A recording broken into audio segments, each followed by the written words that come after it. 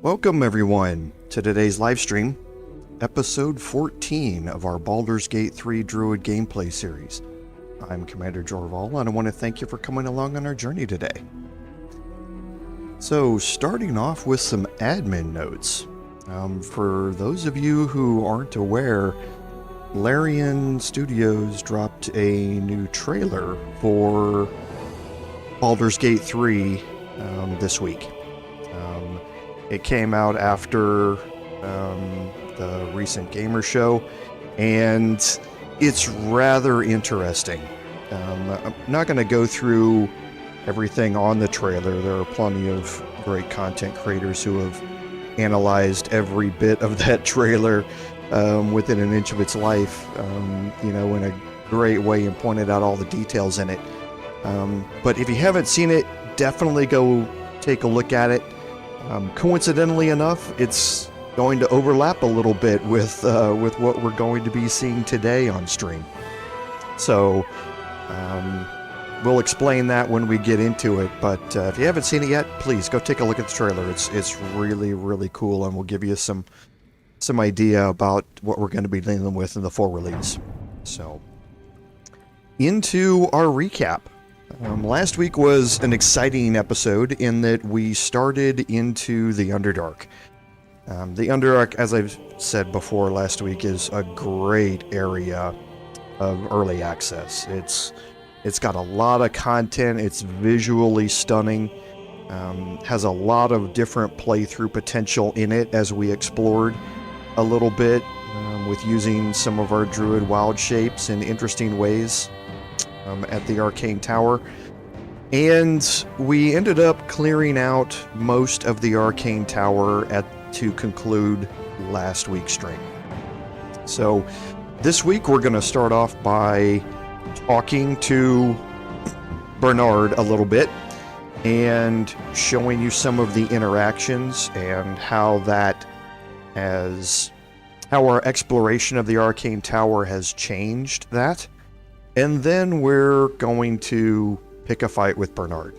And we're going to cheap shot him a little bit, but trust me, it's for the best. So we'll go ahead and jump right in. And as we get into this, I'll explain a little bit about how we got to where we are with Bernard if you missed the last live stream. So Bernard, when we came up and saw him, has a set number of programmed interactions, and those interactions are the only dialogue you can have with him. However, those interactions, as we mentioned last week, are only available based upon your exploration of the tower and what you have read and not read in various books and parchments and that sort of stuff laying around. For instance, this parchment up here, which we read, or patched parchment, which we read last time, those open up different dialogue options. So we ended up taking everybody and positioning them in strategic spots around the map so that we can get ready for the fight. But before we do that, we're going to go through these interactions here real quick, just so you can see what they are. So we'll have Lae'zel talk to Bernard. Welcome in this house. I wait for your commands. Okay, so what we have is 3 remaining interactions left here. These were all garnered from various different things that we have read inside of the tower. So if you haven't read a book or a parchment, the option to talk with him won't even show up here. But these can be very important in that they can allow you access to different items in the game that you can't get any other way unless you, again, have explored the tower. That's why reading books and reading parchments and that sort of stuff has such a beneficial effect on how you play each different playthrough of the Baldur's Gate games. And this is not just Baldur's Gate 3. This goes all the way back to Baldur's Gate 1. So we're going to go through the first one here. How Can I Trust? We read this one out of a book that was down where we picked up the ingredients.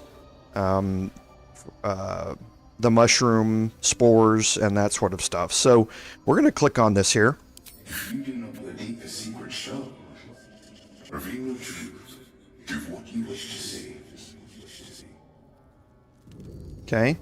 And Bernard is going to go over and he's going to leave something on the desk for us. And you saw it pop up, and it's the guiding light ring. So we can go over and pick it up real quick. And we can send that. It doesn't matter who carries it.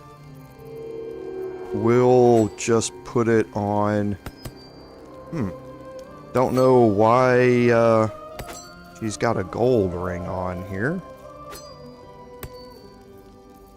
Okay, but we'll put guiding light here. Where did it go? Okay. At the base, it allows you to cast the spell Light as a cantrip. So, which is really nice for illuminating enemies that are obscured. But for now, that's not the main purpose. You see it does have an orange outline, which is a quest item. We're going to use it. We're going to use more of it here in a minute. So we'll go ahead and talk to Bernard again. And we have two left here, so we'll click on this one. The empty sheets one we just got by reading the patched parchment, which is on the desk. I'll hold on to them. There's all that I can do. I can't throw them away. I've never been that brave.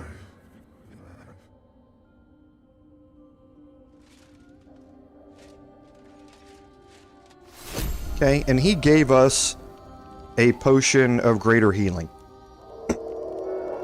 Okay, so you can talk to Bernard again. See, there's one last line here. Now, this line we got by reading a book on the first floor when we first came into the Arcane Tower. If you click this, Bernard and everybody in the room will become hostile. Okay, so this is a way to instigate a fight without you knowing it, just by clicking on it. So you don't want to do that. We want to start the fight in our own way here, and we're going to start that fight off now because Bernard is carrying something that is going to become, is possibly going to become useful, not in early access. But again, that has not stopped us before. I wanted to show everybody how to get things that in the full version of the game may become very useful. So what we have here with Lae'zel is we have an attack called a pushing attack. So it uses one of her superiority die, and it allows you that if they don't pass a strength saving throw, then it pushes them back 4.5 meters. And you can examine Bernard and see he's got an 18 strength. So he's got a +4 to his ability check on avoiding this. But if it does work, it's going to make this fight a lot easier for us. So if you do a push and attack, you can see it's going to knock Bernard out of the window and all the way down here to the bottom, and he's going to take fall damage in doing that. So that's how we want to start off. Either way, this is going to allow us to get some damage in right off the bat, but if the pushing attack does succeed, then this is going to give us a much better opportunity to make this fight easier. Okay, so it's only a 45% chance to hit right now, but we'll go ahead and we'll try it anyway.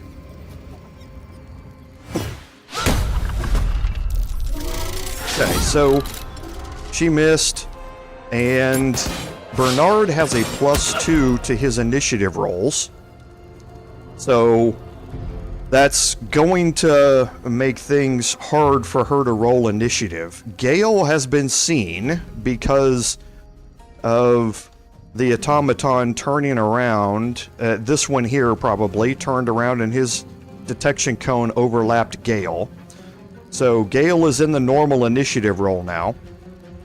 However, my Druid is not, and that's why we positioned her back here, is so that she could stay out of possible detection cones.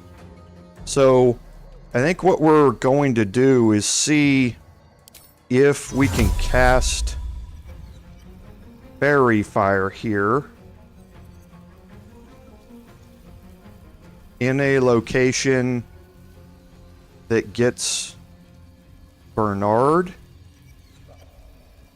but not Lae'zel. And we want to be careful if we cast it over here, because it would be nice to be able to get a couple of these. But we want to also be careful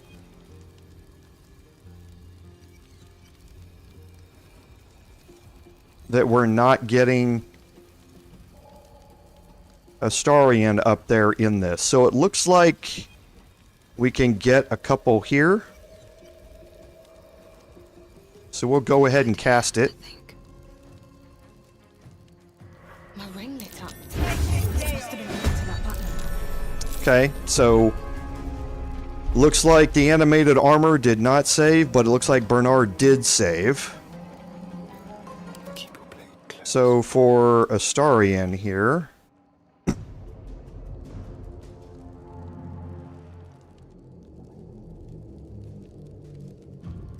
I think what we're going to do is come over here and see if we can get a line of attack on Bernard from here.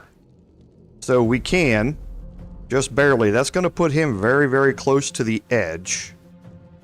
And this animated armor would have the opportunity to knock him off. So I think we'll try and get to a different position. Move unseen.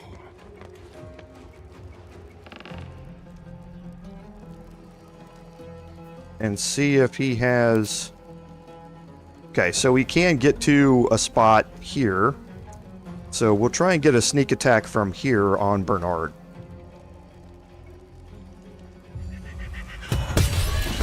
Okay, so that put Bane on him for 2 turns. So Bane, again, he has a 1d4 penalty to saving throws and attack rolls. So now everybody's in combat. It's Lae'zel's turn. So now with a pushing attack, it has the same chance to hit, but his if it does hit, his ability to avoid the saving throw negates that +4 from his, or possibly negates that +4 from his strength. So we'll try a pushing attack here again. Okay, so he failed. He took 40 and 45 points of damage. So you can see he's down to 8 hit points right now. Right? And now we can focus our energies on the other things that we have here on the map. So this animated armor is going to be the next to attack. So we're going to move over here and we're going to do a menacing attack here on this armor. This is your end. Okay. And now we're going to action surge. Actually, how much does he have left? Yeah, 10 hit points. We're going to action surge. And we're going to do a regular attack here. And that ends that. And now we can start... I think what we're going to do is we're going to use our bonus action to Misty Step.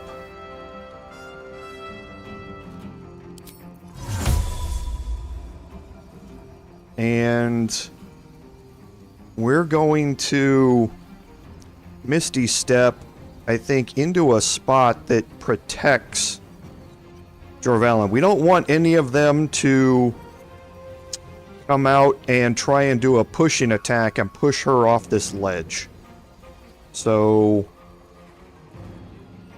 I think what we're going to do is maybe, because he can walk around here, trying to make it so he has to walk a long way. Actually, I think what I'm going to do instead is Misty Step out to here. And that way, either of the locations that he might try and get to, he's not going to be able to. So,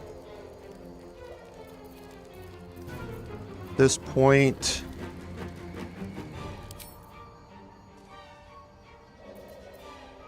piercing shot's not going to matter because they can't bleed. Okay.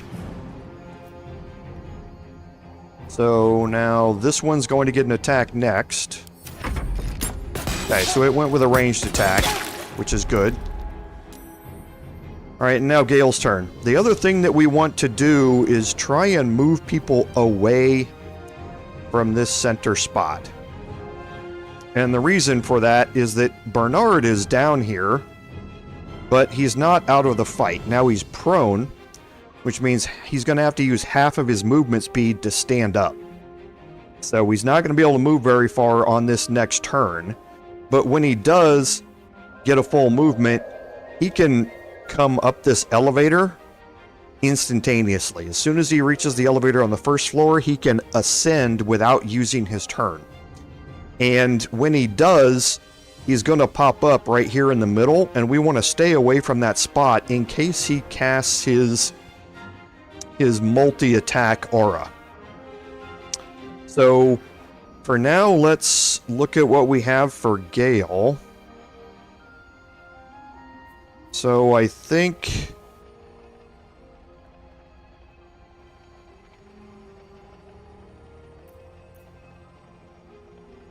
let's see here...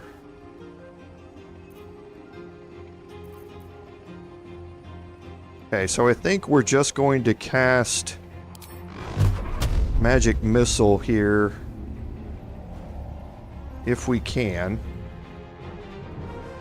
So we're going to get right up here to the edge.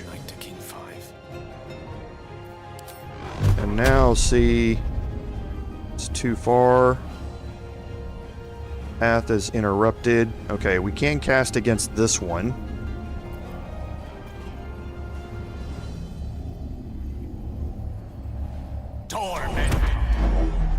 And we'll just start spreading some damage around at this point. Okay, so Astarion is here. So I don't think any of the detection cones are overlapping him. So let's try and hide. Just like old time. He can hide here.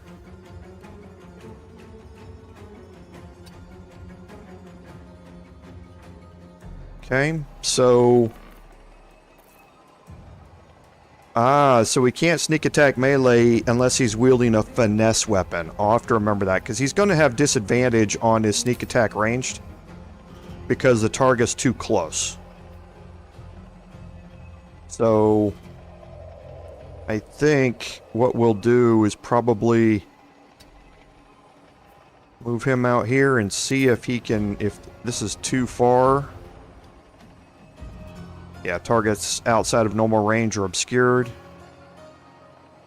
So let's see if he can sneak attack here. Okay, interesting. He can get a normal attack. But target is obscured.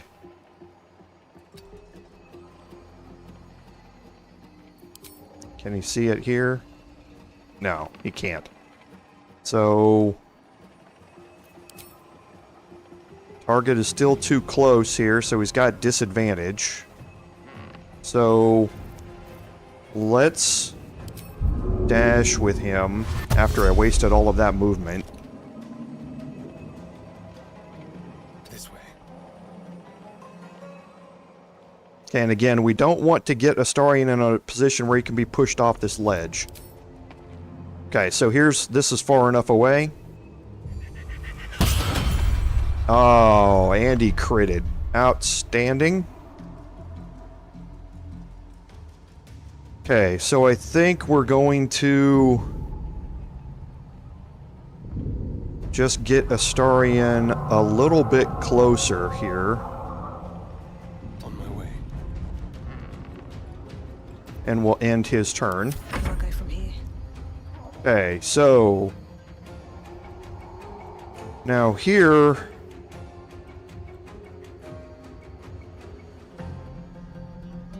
I think we're going to wild shape.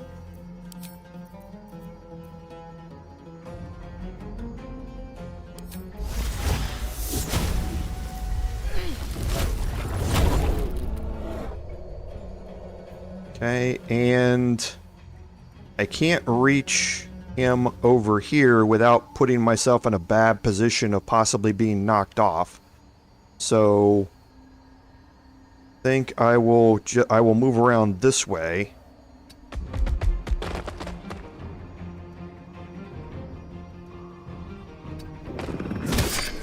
Okay. Got some damage against him there. So now Bernard is going to get a chance to move. You see, he used half of his movement to stand up. And there is his static discharge aura.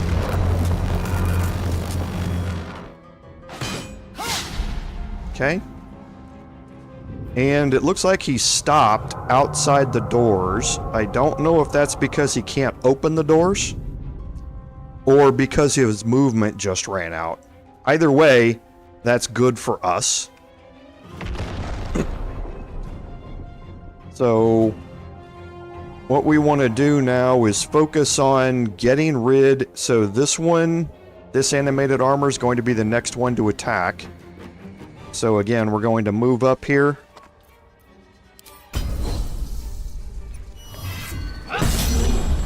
Okay, and now we can just use our pommel strike.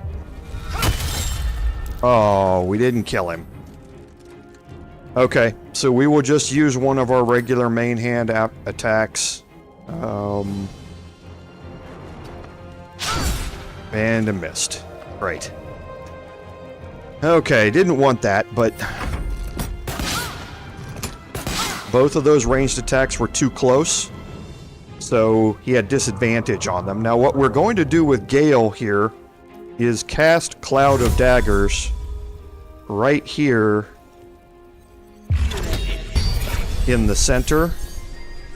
We're going to move Gale all the way back here, and we're going to try and hide. Okay, so he's outside of detection cone, so he's not going to get attacked.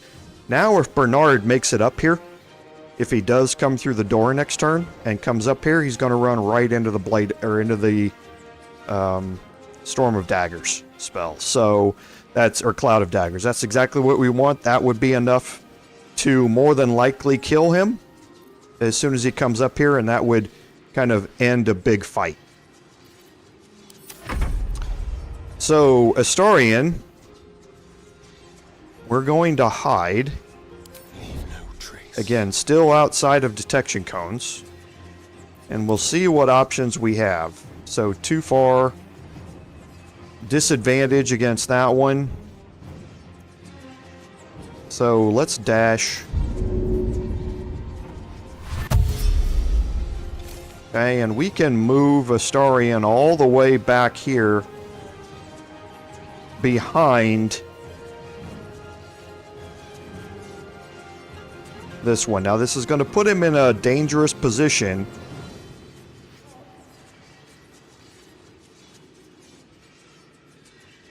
If he does that. So I'm just thinking, because if I move him around behind him so he doesn't get detected, his movement runs out right about there. And the only attack I'm going to have left is from my Druid, and my Druid can't get far enough across there to kill this animated armor, but we also have this animated armor we still need to kill. So that's going to be her job. So that means that Bernard and this last animated armor would have a chance to attack next, and that means he could possibly shove Astarion off the edge, and Astarion does not have a high strength to be able to avoid that attack. So I think what we're going to try and do is see if we can get Astarion into a slightly different position here.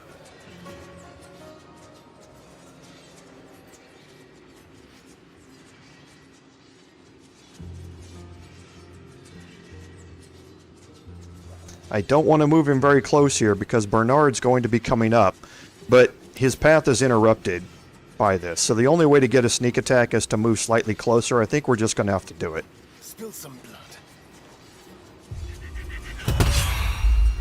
Okay, so it didn't kill him, but it's pretty close, and he still has some movement left, so I think we'll just move him back up here. Time to move. Get him out of the way. Okay, so now a lot depends on this 50-50 here. Perfect. Alright, now we do not want to move closer into this area. We actually want to move a little bit farther back here. Light on my feet. Okay, and now Bernard's going to get his turn. Okay, so he dashed, he came through, and he made it to there. So it looks like on his next turn, he's going to have enough movement to get into here and come up the elevator. But hopefully by then, we've killed everything. So, with her, dashing is an action. We've only got 2 hit points left, though. So I think what we do is we just try a ranged attack. That's a really low percentage point.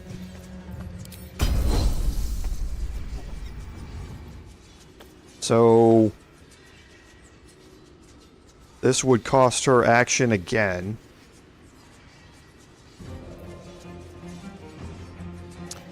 So let's see what we can do as far as movement. So she can jump all the way out here.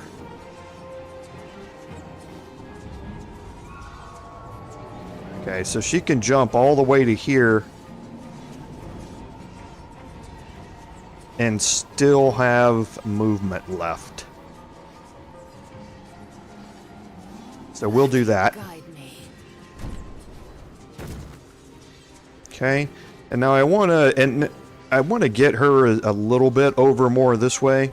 Yeah, so this way if he moves here, he'd have to move around here, and he might not have enough to be able to push me off here. He'd have to move around here to be able to push me off this way if we don't succeed in this attack. So again, a 50-50 chance here. And we missed. Okay, so we'll take another one. And we missed both. Okay? So, with Gale, we could try and do something with Gale, but he's hidden. I want to just leave him completely out of the fight for now. And we'll look at Astarion again. So we will dash. We will move him down here.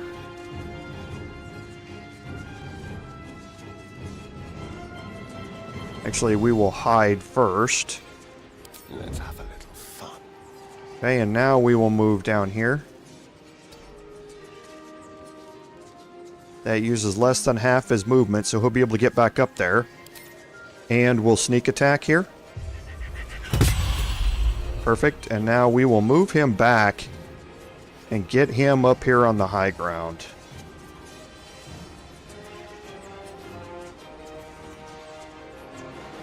A better position.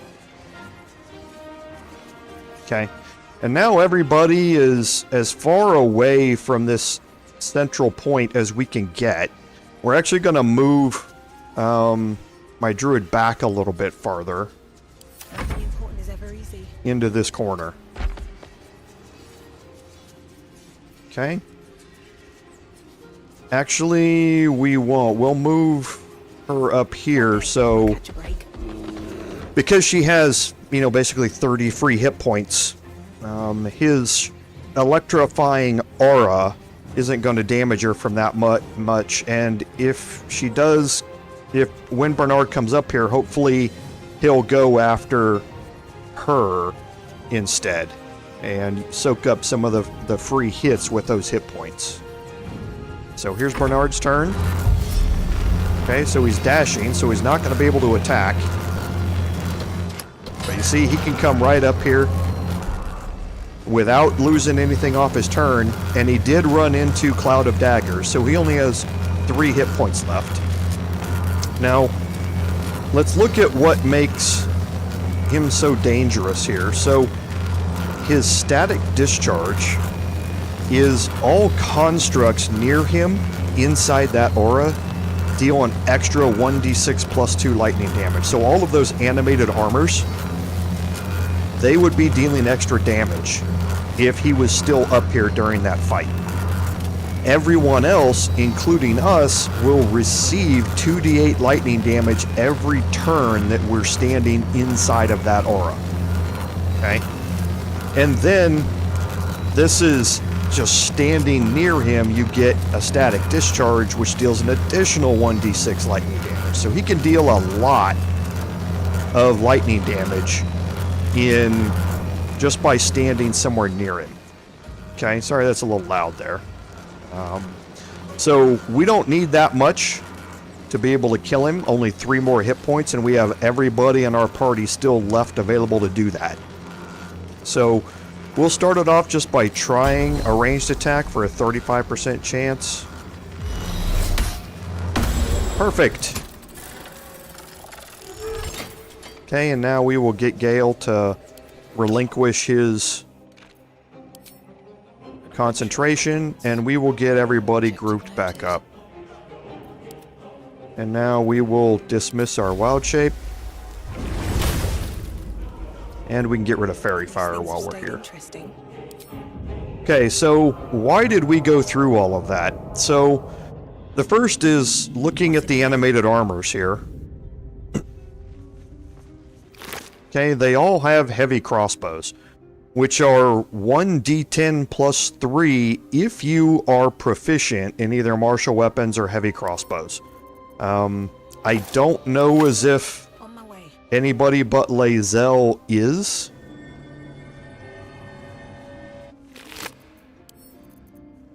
But we will go take a look here. And we may have another party member like Shadowheart who is. I don't think so, but we're going to go pick all of these up here. Okay, and they are worth quite a bit of money as well. And then we will search Bernard. And this is the real reason behind why we wanted to do this. Oh, they've changed Light of Creation. Okay. So we'll take the key and Light of Creation. Now, the reason that we wanted, and first of all, we can look at the heavy crossbow. Giant Breaker is a heavy crossbow, so it's a 1d10 damage roll, and that's what makes this, you know, impressive, and that it's the highest damage roll ranged weapon that you can get in the game. So is that 1d10. There are other modifiers which can change things up or down, but you can see the longbow is 1d8, so the heavy crossbow is 1d10. So that's why Giant Breaker is so good for her. But I don't think anybody else, if you click on everybody else, Gale's obviously not, Astarion is not, Lae'zel is the only one who is proficient in it, and she already has a heavy crossbow. So we'll just end up selling those. But the important thing is what we picked up here, and that's Light of Creation. So, Light of Creation is a very interesting weapon. It's a halberd, which means it's two-handed. It has extra reach, which means that you can attack somebody without being close enough that if you want to disengage, or not disengage, but if you just want to walk away from them, you won't trigger an attack of opportunity. So it's great in that respect. It's also a +1 weapon. So it is looking, I have Lae'zel selected, so we're comparing it to the Everburn Blade. So the 1d10 +5 slashing damage compares to the 2d6 +4 base damage. So 2d6 +4 is 6 to 16 points of base damage. The 1d10 +5 is 6 to 15 points of damage. So it's one less point of base damage over the Everburn Blade. The Everburn Blade does 1d4 fire damage all of the time. So every hit is going to have that automatically applied. The Light of Creation does 1d6 lightning attack every time as well. So you can see that's why it has 1d6 compared to 1d4, so it has a 1 higher point of maximum possible damage on it. However, you have, and Galvanic Currents is what gives you that 1d6 lightning damage. However, even though this 1d6 lightning damage happens all of the time, because of the overcharge feature, every time that you hit somebody with it, you have a chance to get stunned, which makes it a big negative for the most part, right? You don't want to hit something with it and then become stunned so that you can't move or act or do anything and leave yourself open to critical hits. However, if you are attacking a construct, then you will never be stunned by Light of Creation. So the Light of Creation is the best possible weapon to use in early access against constructs. Now, there aren't any other constructs in the game right now except for the final enemy in early access. And we will get to that in a little bit, but what makes this also really important is because I mentioned the trailer that Larian released earlier last week. And that trailer shows a lot of automatons. And being a Baldur's Gate game, there are multiple ways to deactivate them throughout the entire city of Baldur's Gate and that sort of stuff, but they're acting as guards and that sort of stuff in Baldur's Gate. And having a weapon that is dedicated to attacking constructs is a really good thing to happen, or a really good thing to have. So in early access, the Light of Creation isn't going to be doing a whole lot for us. However, at some point, this could be very, very useful for... Sorry, just moving things around here. For Lae'zel to use. She could swap over to Light of Creation when she's fighting constructs. Okay? She can swap over to the Githyanki Greatsword when she has less than 50 hit points. Now, swapping over to a weapon costs you an action, but that may be worth it with having action surge and that sort of stuff to be able to swap over, get an action back, and attack with it, and then get your second attack with it. So, could be very, very useful. So it's a great item, not necessarily for early access, but for the full game, it looks like it's going to be much more useful. So, the next thing that we want to look at is what we picked up a little bit ago, and that is the Guiding Light. Now, we're going to remove Guiding Light. And do you see what's different out here? I'll put Guiding Light back on and pay special attention and see if you can see what changes. You get an extra button here, and it's labeled Basement. This button only appears when you're wearing Guiding Light, and the only way to get to the basement is by clicking this button. So that's what we're now going to do. And we end up down here in the basement of the Arcane Tower. Now, there are some things down here that we have. Like, we picked up the Timask Spores and the Tongue of Madness for a quest that we're going to be dealing with later. They're also down here as well. So if you miss them, you have another option to pick those things up down here. But we can hold Alt, and we can look, and you can see that there's a button to take you right back to the top floor where we just were, and a button that will ascend, and that takes you up to the lower level where we snuck into this place with our Druid, wild shaped into a cat. Okay, so we can search all of these things down here. So we have some crates, some bookshelves. Okay, and we got some scrolls, which hopefully Gale can use. See if Gale can pick these up. That's going to overload him. Holding Alt, you can see we have something down here on the table. Basilisk oil that we can pick up. And then looks like we have some more books we can search. To Gale.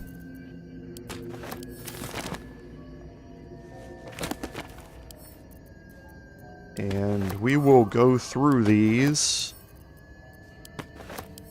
All these scrolls that we're picking up, and we'll check Gale here in a second and see if he can learn any more spells.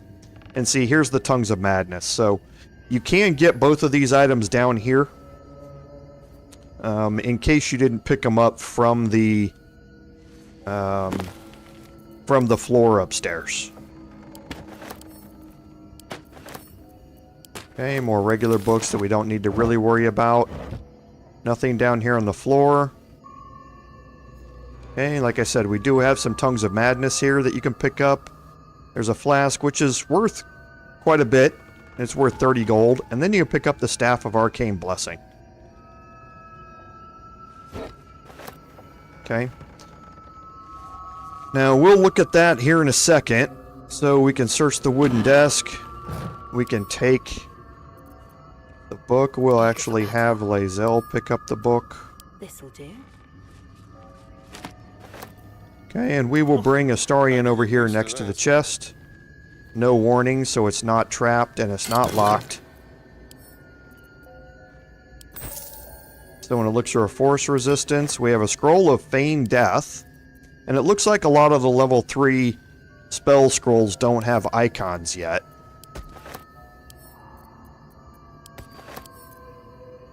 Okay, and we can read the Hearst diary here. This is basically, well, it says what it is here. It's a diary talking about the daily, adventures of a cleric of Mistra studying here in the Underdark. Okay, and the Hearst will pick this up and we'll send it to Lae'zel for now. Is that blood? No, never mind. Don't waste a step.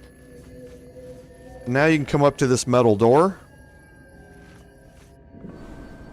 And this metal door, you can now see, takes you back up here through this metal door, and this is the way. You can click the lever here. And this is the way where we first came into this area. Okay. Here's where we snuck in. Over here through the hole. Yeah, through the hole here. We snuck in right there using our cat shape. Okay. So this is right where we came in to begin with. So we can... And you don't have to do that. I was just showing you where you came out. You can go use the elevator inside the basement to get up here where we're going. But we're just going to walk up here.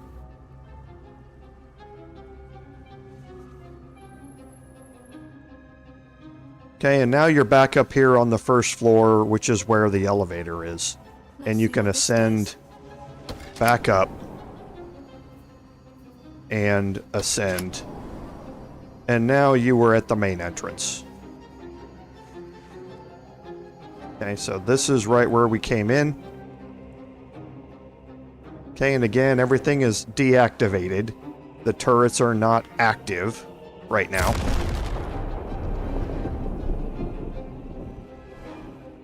Okay, so, and these are the arcane cannons that are currently inactive. So now you have... I'm curious, what is...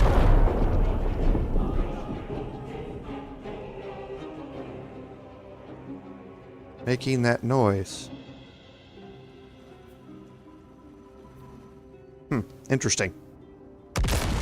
Well, let's move out here so we get away from it. Just so we're not distracted by it anymore. We can come back out here.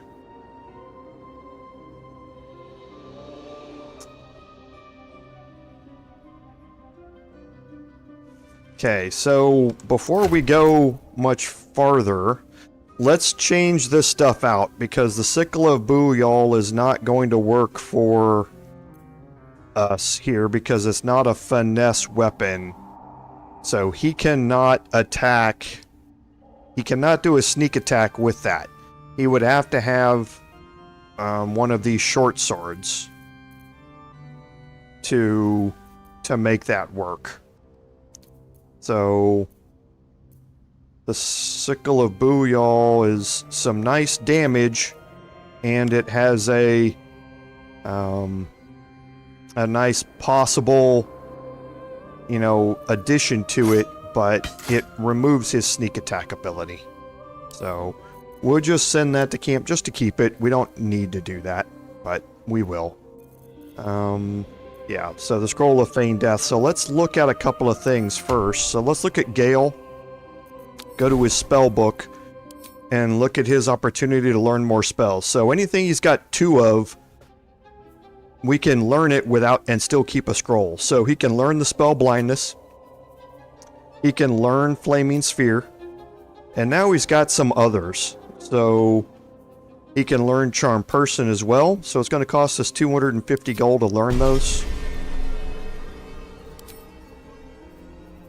Okay, so these are the other spells he has access to, and it doesn't look like there's anything that we would need a bunch of.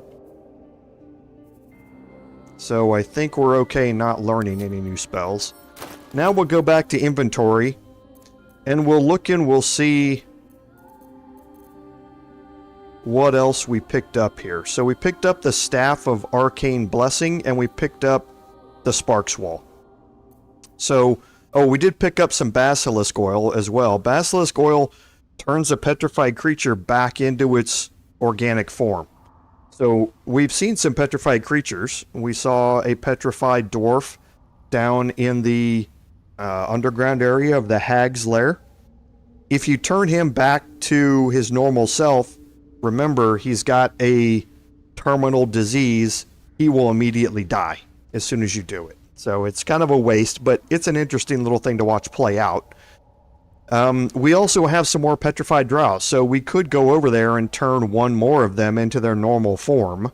But there's nothing else with them. You don't get any more items or anything like that by turning more of them back into their regular form. So it's a good thing to keep in place in case you do run into somebody who casts Petrify, or if you run into a Beholder, which I'm just hoping we do in the full version of the game, but we'll see.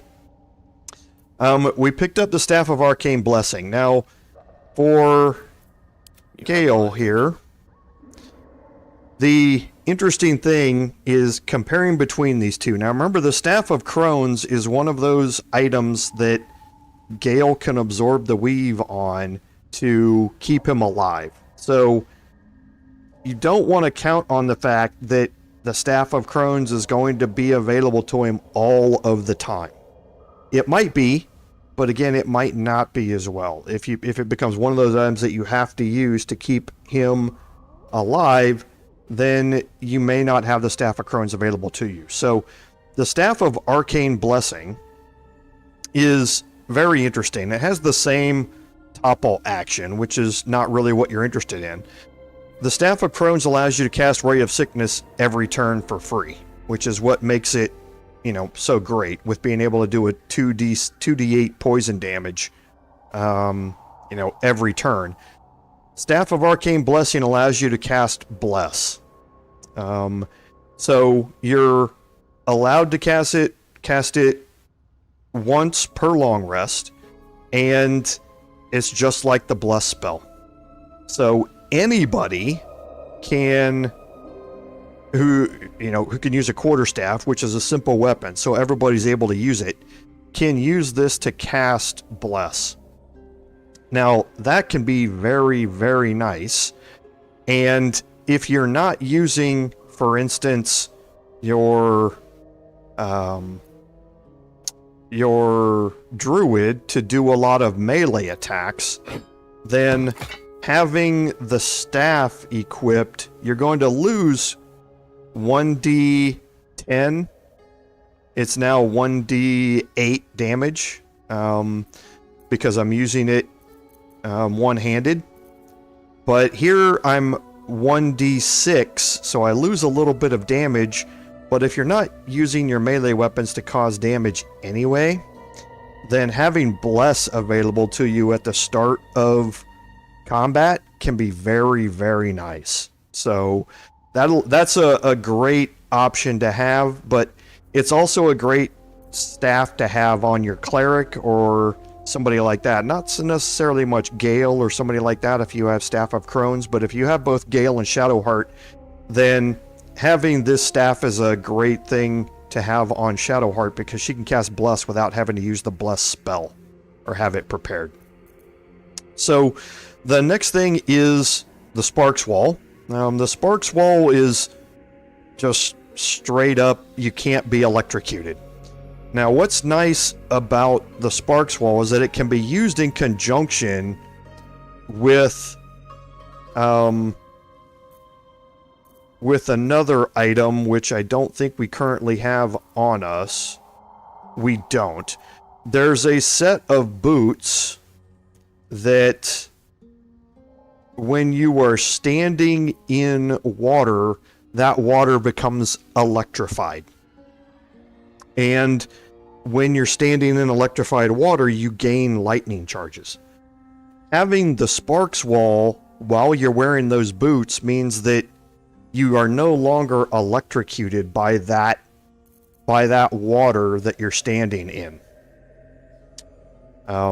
So it's great to wear both of those. They synergize very well with each other so that you can stand in water, electrify the water, and possibly cause damage to anybody else standing in the water while at the same time gaining lightning charges and keeping yourself protected from that same lightning. So items like this tend to synergize a little bit, and that's what's great about it. So I do want to look at a couple other things here.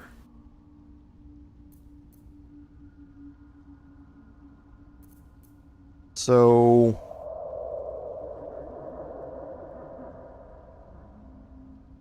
yeah, I think what we're going to do is change out these boots here, and we will give Astarion that ring.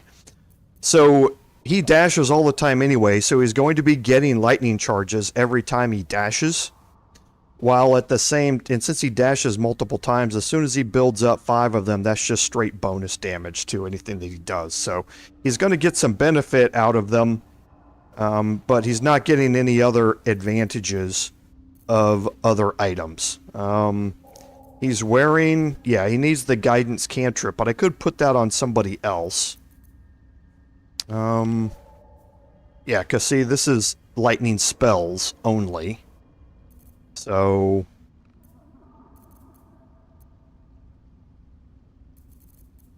I'm thinking about something else. Because Gale dashing with Gale takes his action.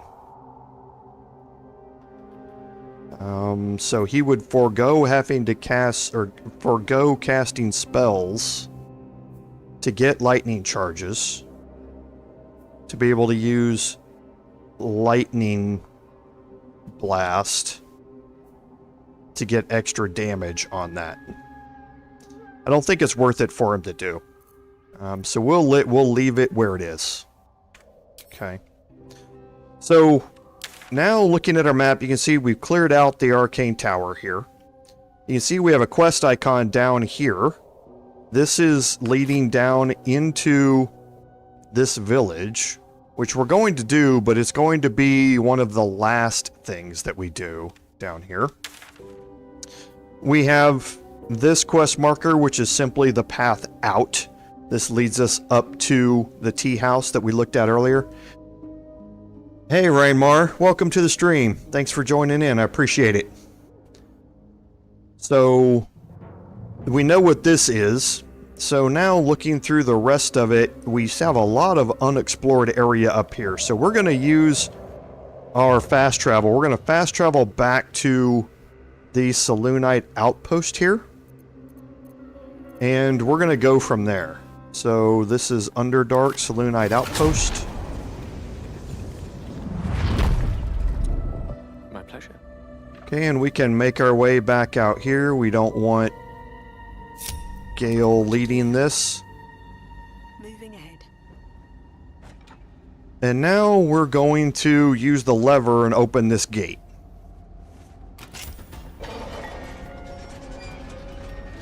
Interesting, can this close the gate again? No. Once, yeah, oh, I guess it can. Okay. So, just checking to see. Like I say, there are enemies out here. We're going to get into some more combat, but I wanted to see what that would do, so. Okay, so nothing on that Minotaur. Nothing there. And again, we did deactivate the two towers here, so we don't have to worry about them. No traps, please. So we're going to move out here slowly, and we're going to conduct some searches on our way.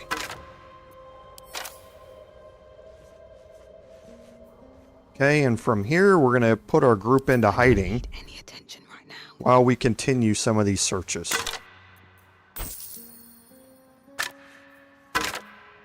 Okay, there are a lot of dead bodies out here to search. And the staff of the Moon Maiden we can pick up. Light on my feet.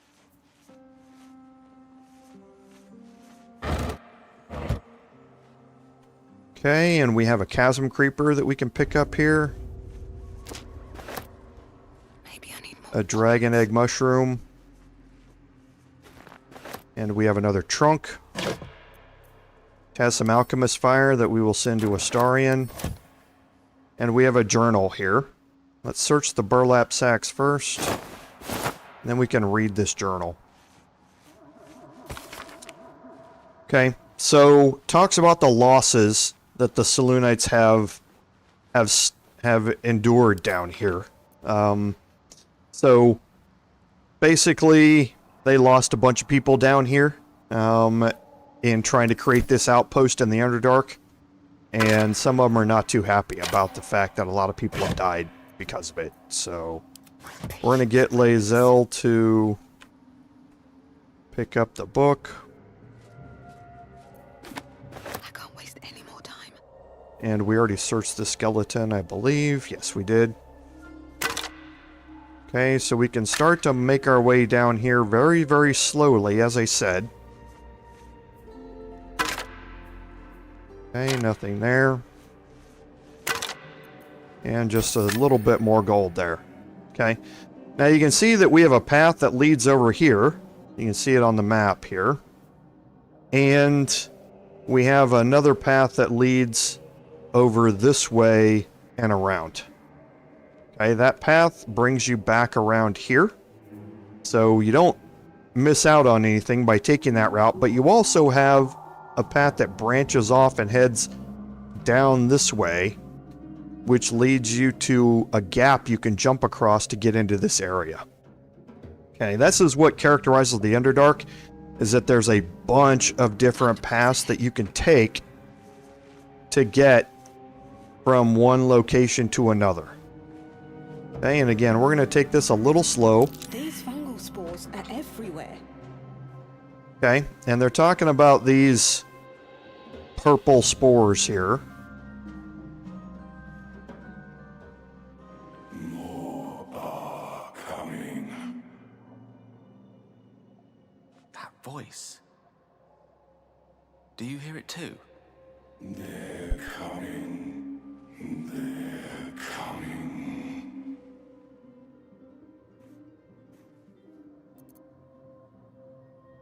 No. Someone's coming. And someone else wants us to know. They are coming. You are coming.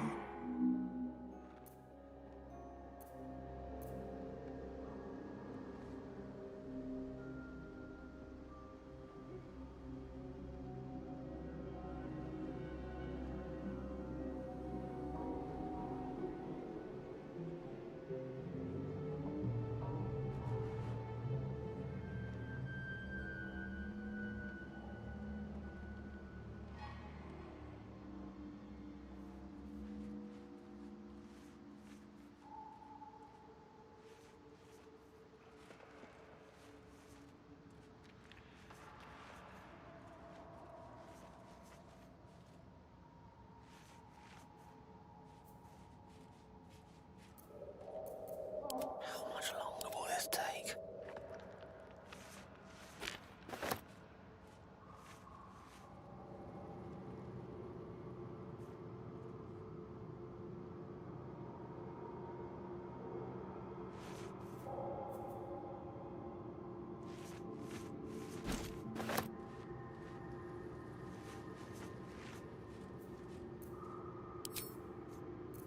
Keeping low.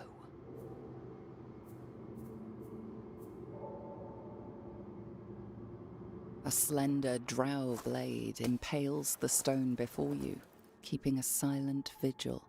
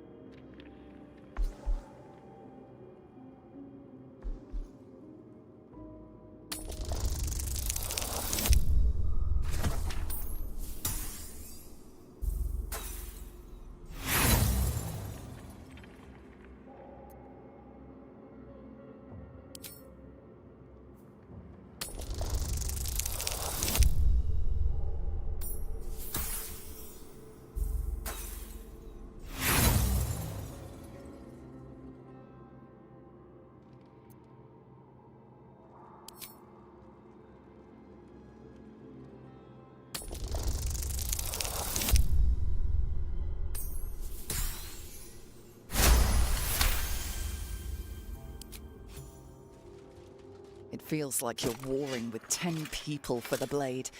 With another hard yank, the weapon slips free from the stone.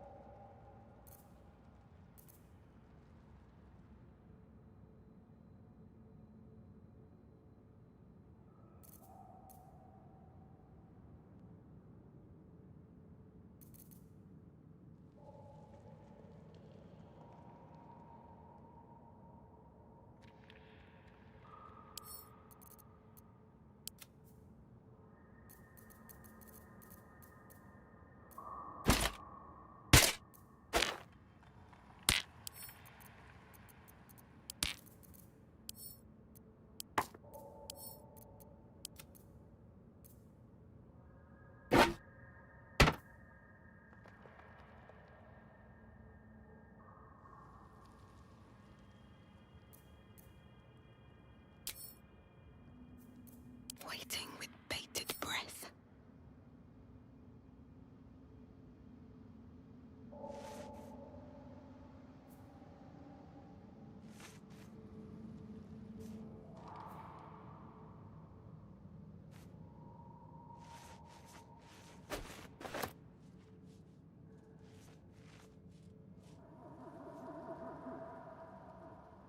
These boots have seen everything.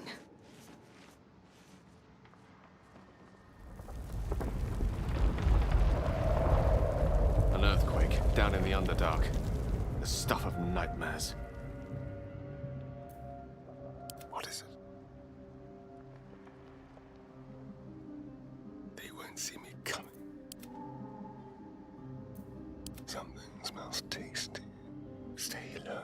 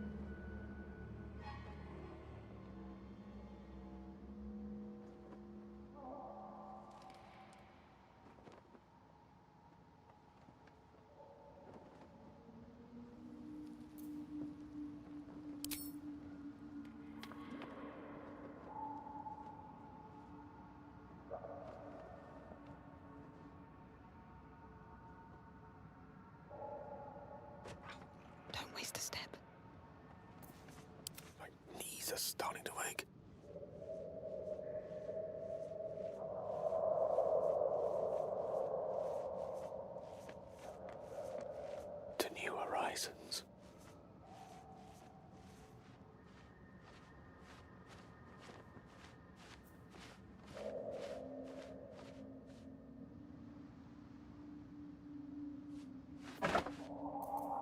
Quietly now. Gently. With every breath, a purpose. I shouldn't linger.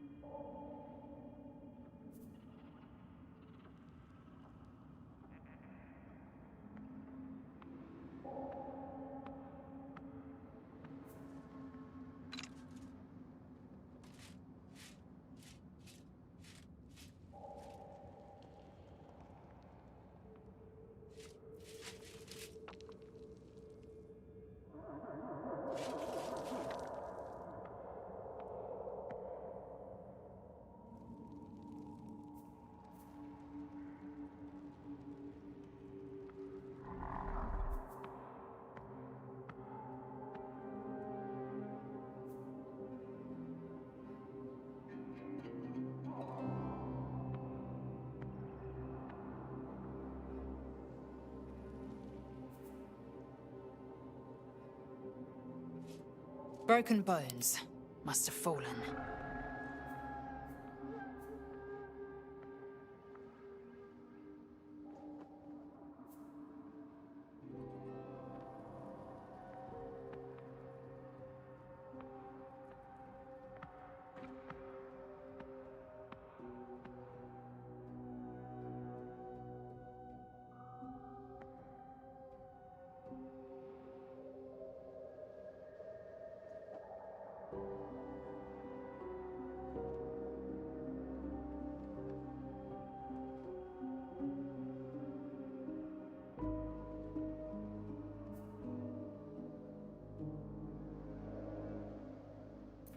This really isn't my forte.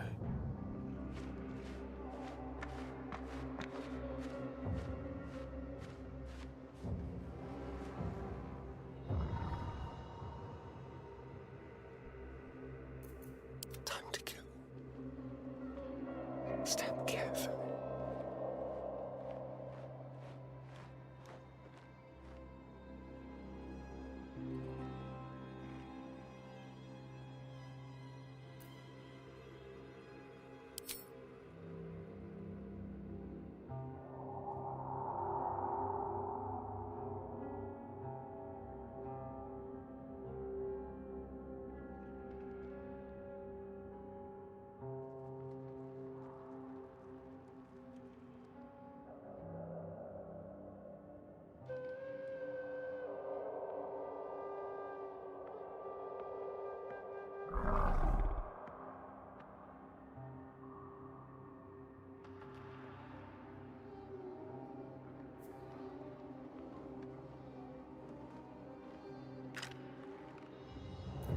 Let's get this over with.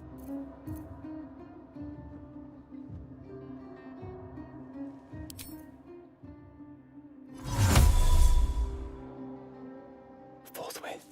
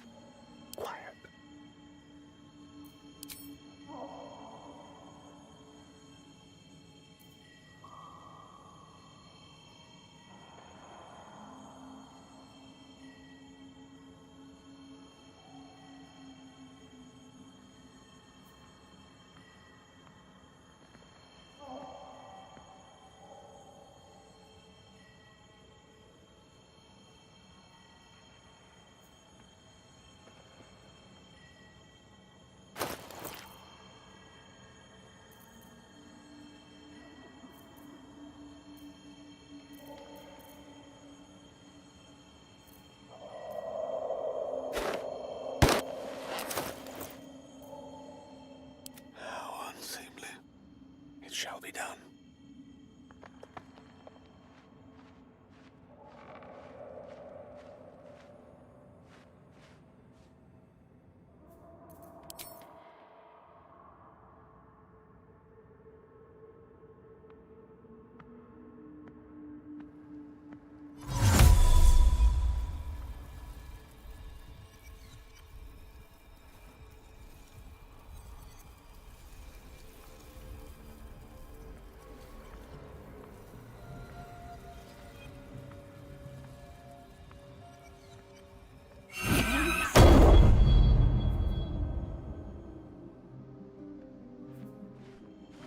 Time for a little death.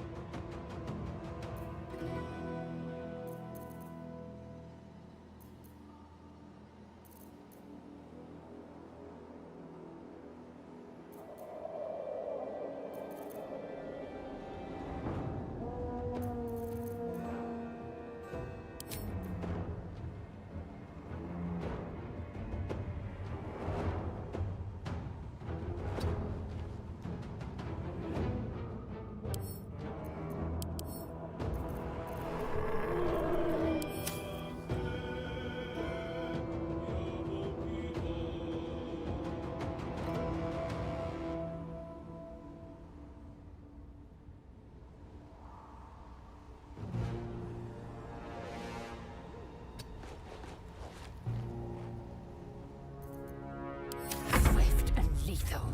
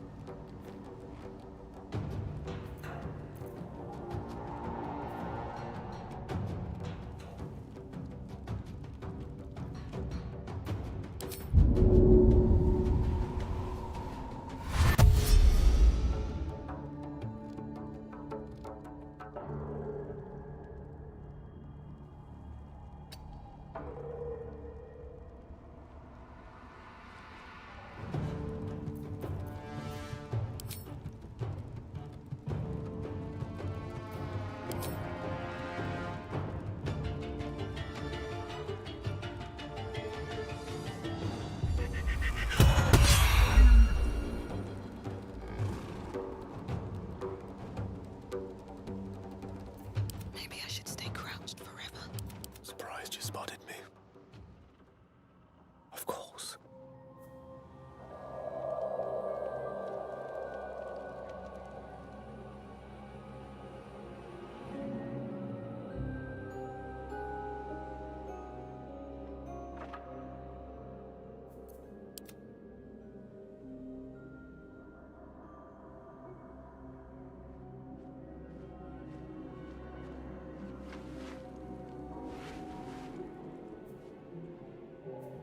Such an undignified position to find oneself in.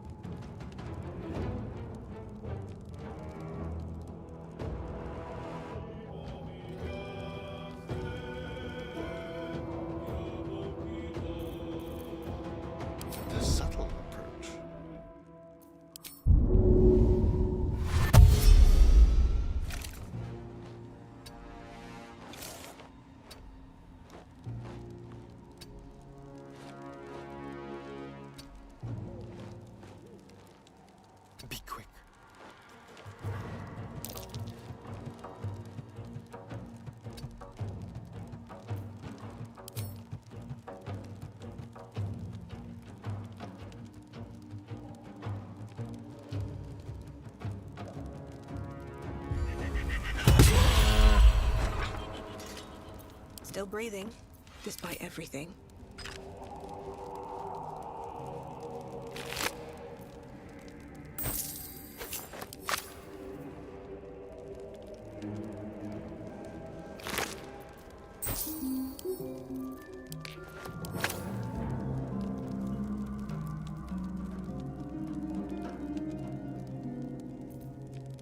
Let's get going. Maybe I need more pockets. Let me work my magic.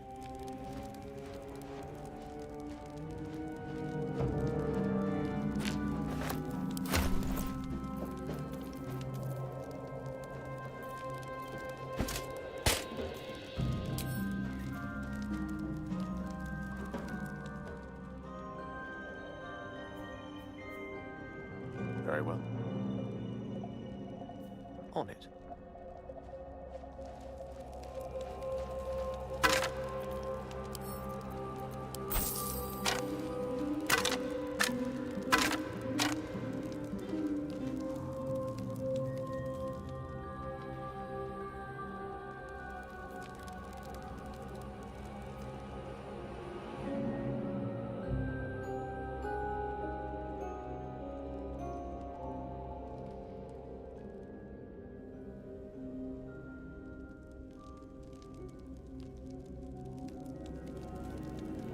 Looking ahead.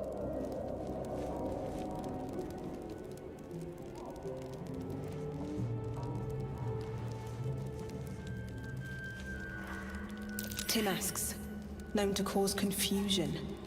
Best not get too close.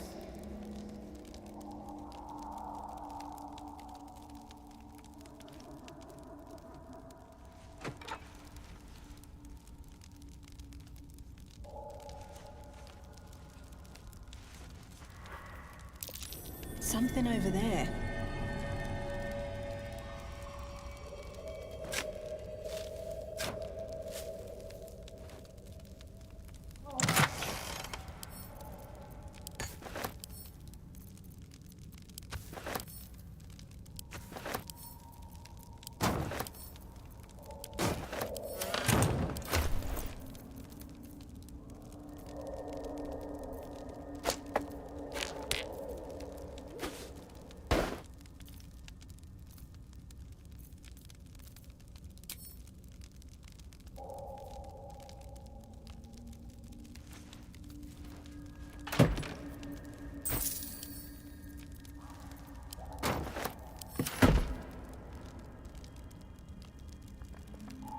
Wish I had a bag of holding. If not over, then through.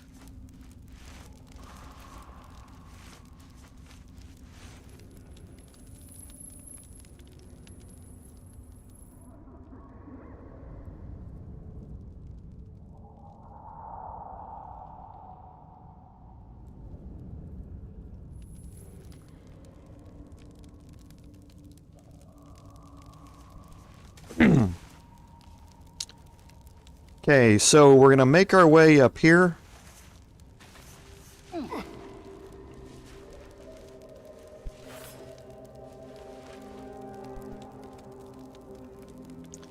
And we've got some items here that we kind of saw out of our peripheral vision, so to speak, but we can't see them now. So we'll move Astarion up here and cast guidance.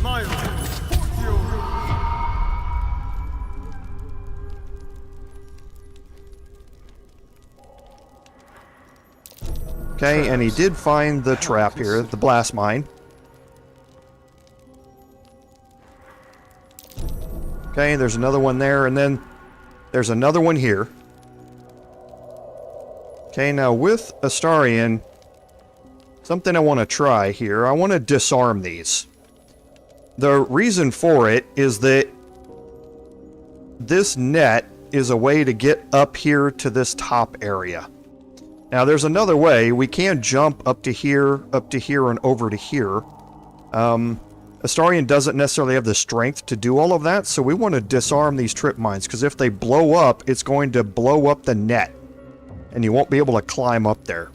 So we want to disarm these. Okay, so they've got a DC of 10, so we're guaranteed to be able to pass it unless we roll a nat 1.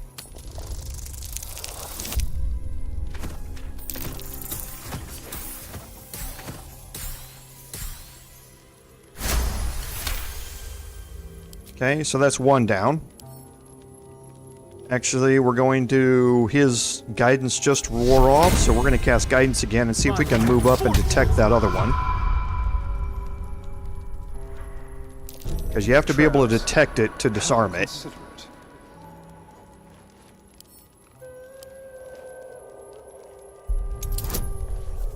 Okay, again, a DC of 10.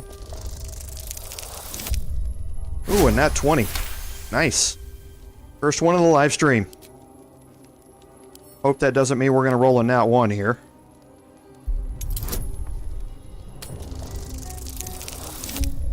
Wow. That's impressive. 2 nat 20s back to back. Nice. Okay, so now the way is clear here, so we can search this wooden crate. And we can group everybody back up. Can't slow down. And we can climb up this netting.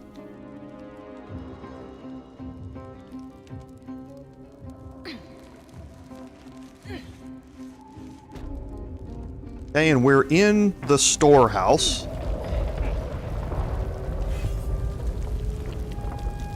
And we can start searching all of these crates that are up here. Okay, we have some camp supplies, and we are going to go to camp. Just not yet. And we're going to take the opportunity to move some of these crates out of the way so we can make our way in here. Okay, and again, we're going to kind of take it easy, you know, going through here, not moving too far at once. There's a lot to search, and you want to make sure that you're clicking every crate here. Good here, I hope. So you want to make sure you're going about this in a systematic way. Found So the mark of the place that meets Zhentarim. the eye. Okay, so this storeroom belongs to the Zhentarim. Now, we have encountered the Zhentarim before here, and all of these... Let's see if Gale can take all of them. He can. And what's interesting is that this storeroom is what is at the bottom of the hidden wall area at the back of the Zhentarim hideout that we were just in up at Joaquin's Rest. I said that there was a hidden wall, but if you go through it, it's going to turn everybody hostile. This is a way to be able to loot that storeroom while not having them become hostile. Okay, so we have a rustic chest that's locked. We have some thieves' tools, which Astarion does not need. I'm a little surprised that Gale's not... Oh, he is encumbered again. I was like, I'm a little surprised it hasn't given me a warning that Gale's encumbered. For some reason, it just wasn't doing it.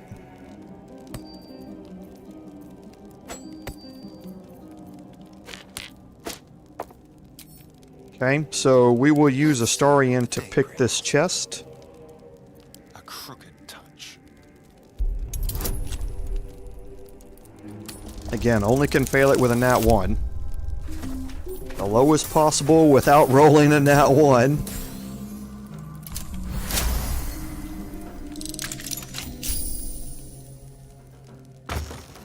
And there's nothing in it. That's great. I've got a long road ahead. Okay, more camp supplies.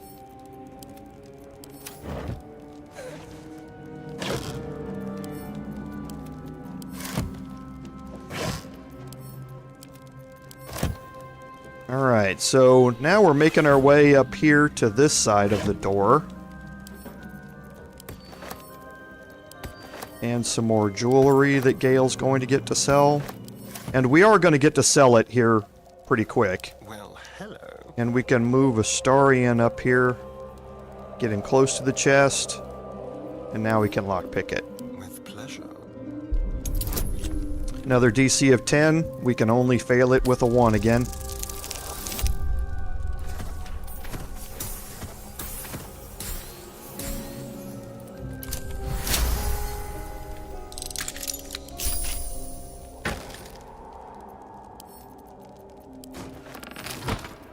Shouldn't have wished to live in more interesting. Alright, and we have the last few chests that we can search up here in this area, so some crates.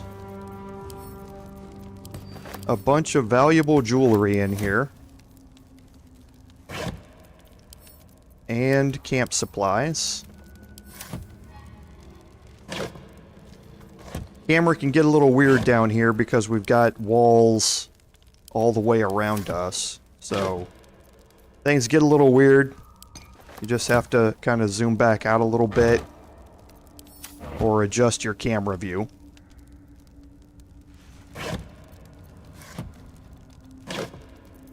Okay, more thieves' tools. Now, Gale might be overloaded again.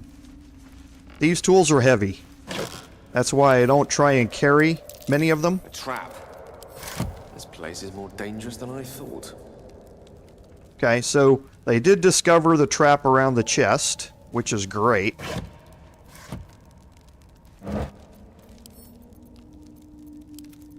And we're going to search the last few things here. Okay, and we can bring Astarion up here next to this locked chest and pick it open. For a skeleton key.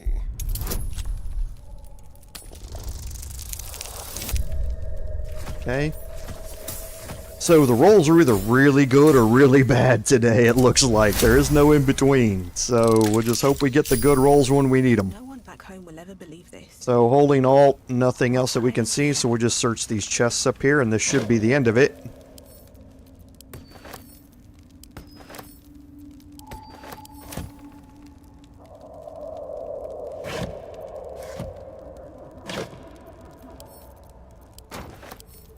Okay, so picked up a lot of things to sell in here, and this is why you definitely want to make your way up here.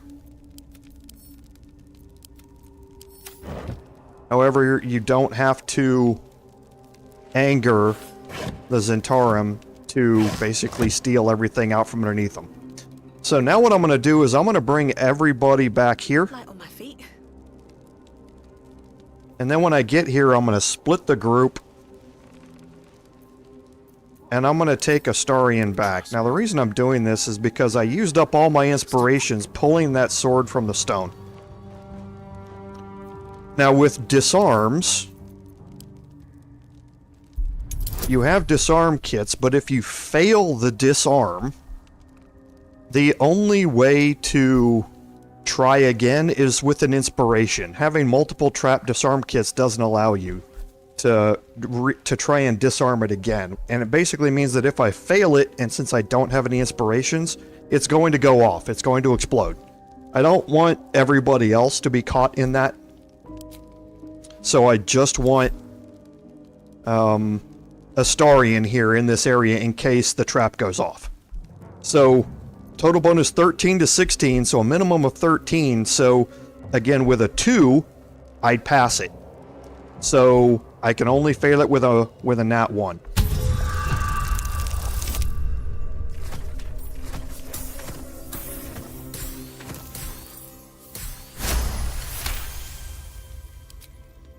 Okay, and now I can lockpick it, and with lockpicking, if you fail it, you can just use another thieves' tools.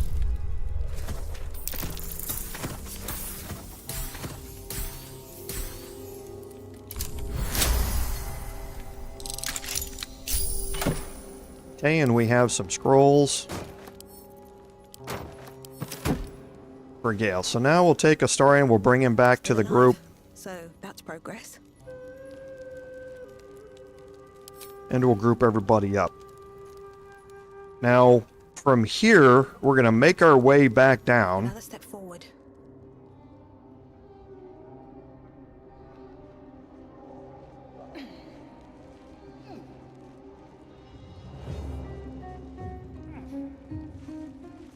And we do have another toadstool over here we can pick up. And we have some items here. We have a rogue's morsel we can pick up, another swarming toadstool. Always room for more. We have some blue cap, which is worth 6 camp supplies. And then you see somebody's been digging here. So we can search the rotting basket. There also is a burlap sack, but there's nothing in it. Okay. And now you can see that we've cleared out most of it. This is the way we came up with the Minotaurs over here. So there's nothing that you can get to up there. So now what we have left is basically heading down here toward this area on the map.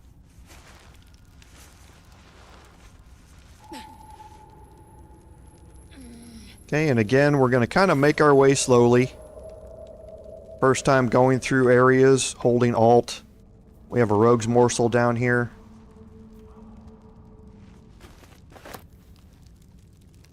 Okay, and we do have a skeleton here that we can look through. Let's check and make sure Gale's still not overloaded, so he's not. Okay, and now you get down here into this area, and we've seen torch stalks before. Okay, we don't want to get near them. We also don't want to get near Timasks, but this makes it pretty easy when you can just attack the torch stalks. Okay, and you see it release this Timask spore cloud. You want to wait for that to dissipate before you walk toward that area. Okay, we have some more sprouting Timasks, so we can get rid of these.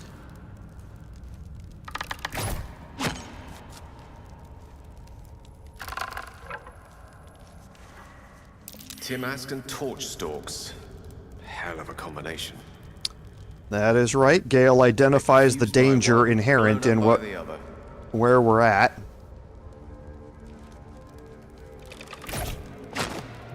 Okay, so we need to get in there quick to pick these up.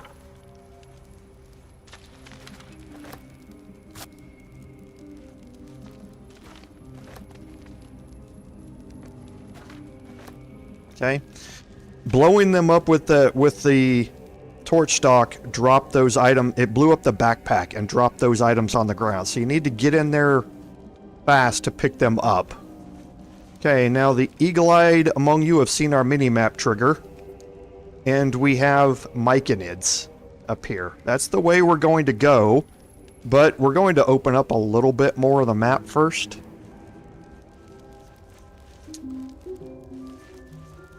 You can see that we have some dead Duergar. Now, this is our first encounter with Duergar.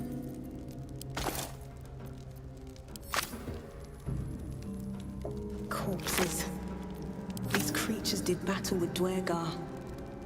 Okay, and this is kind of leading you down into that village again. So, we're not going to go that way. Where we are going to go, however, is up here toward the Myconids. So, holding Alt, you can see that there's nothing else around us.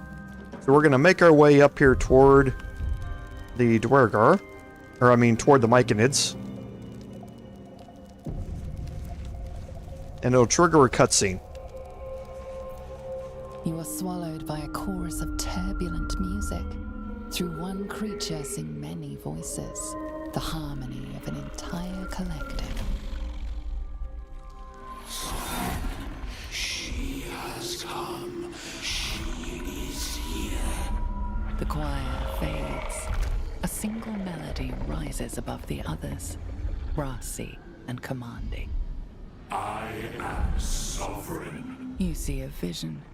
Your lifeless body wrapped in fungal tendrils.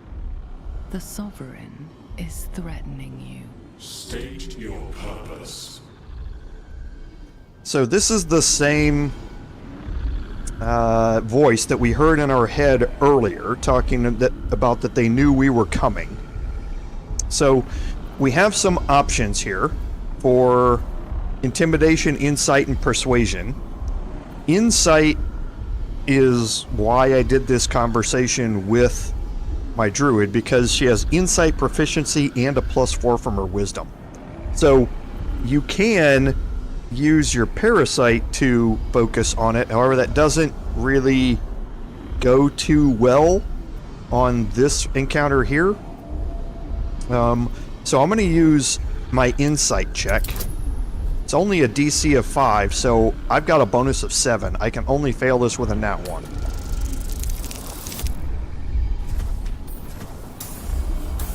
They want you to be able to get up here, basically, and talk to the Myconids. Detect a distinct quiver in every node. These creatures have experienced recent tragedy. Fungal roots weave through your mind, seeking your true intent. Then the Sovereign drones a new melody, cautious but welcoming. Descend to me. Let us speak in flesh. The persistent music coaxes you forward. The Sovereign expects you.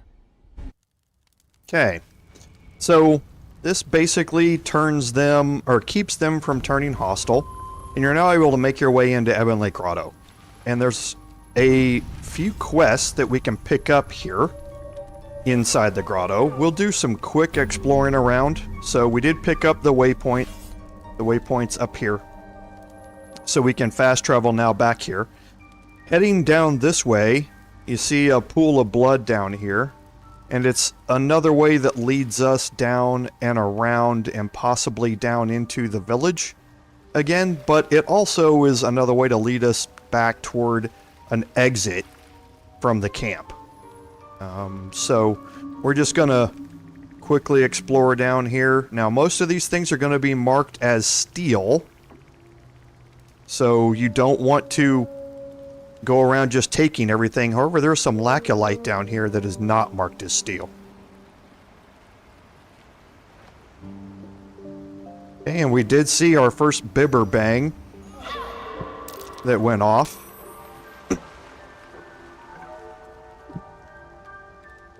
Okay, and that gives us an idea about what bibber bang is and how it works. Okay, so again, there's going to be a bunch of mushrooms and camp supplies down here, but they're mostly going to be marked as steel. Okay, and we need to go see the Sovereign. And the Sovereign is right here. Okay, now you can see that there's also a deep gnome. Wow, but I blanked on it for a second. A deep gnome here who has been poisoned. So, looking through your inventory, we have antidotes. Yes. We have antidotes down here that we can cure that poison with. So, let's head up here.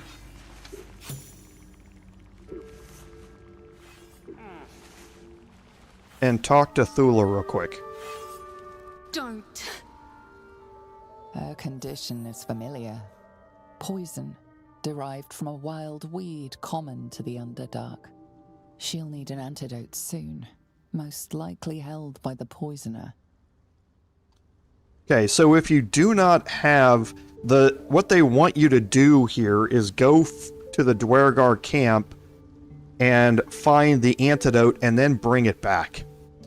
So if you have an antidote on you, then you can skip that step. She will still want you to go do some stuff for her, so you're not losing out on this. This is just a way to help her out early, so... Dwergar slashed me.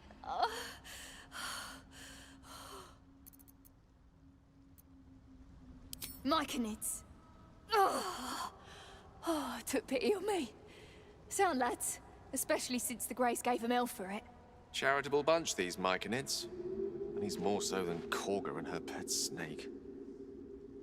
Okay, so we have some persuasion investigation checks you can make to try and go a certain way with this, so to speak.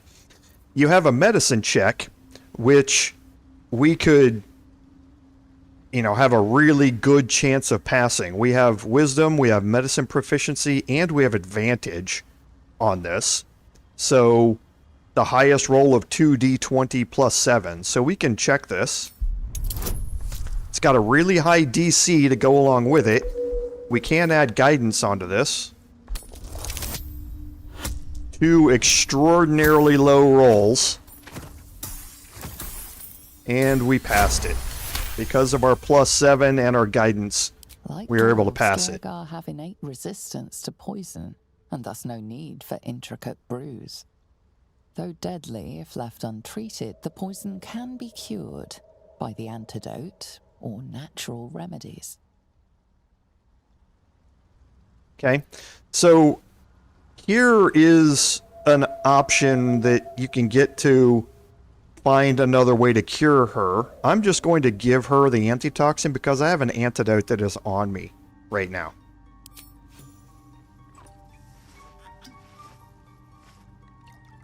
Looks like I tried to pour it in her ear or something.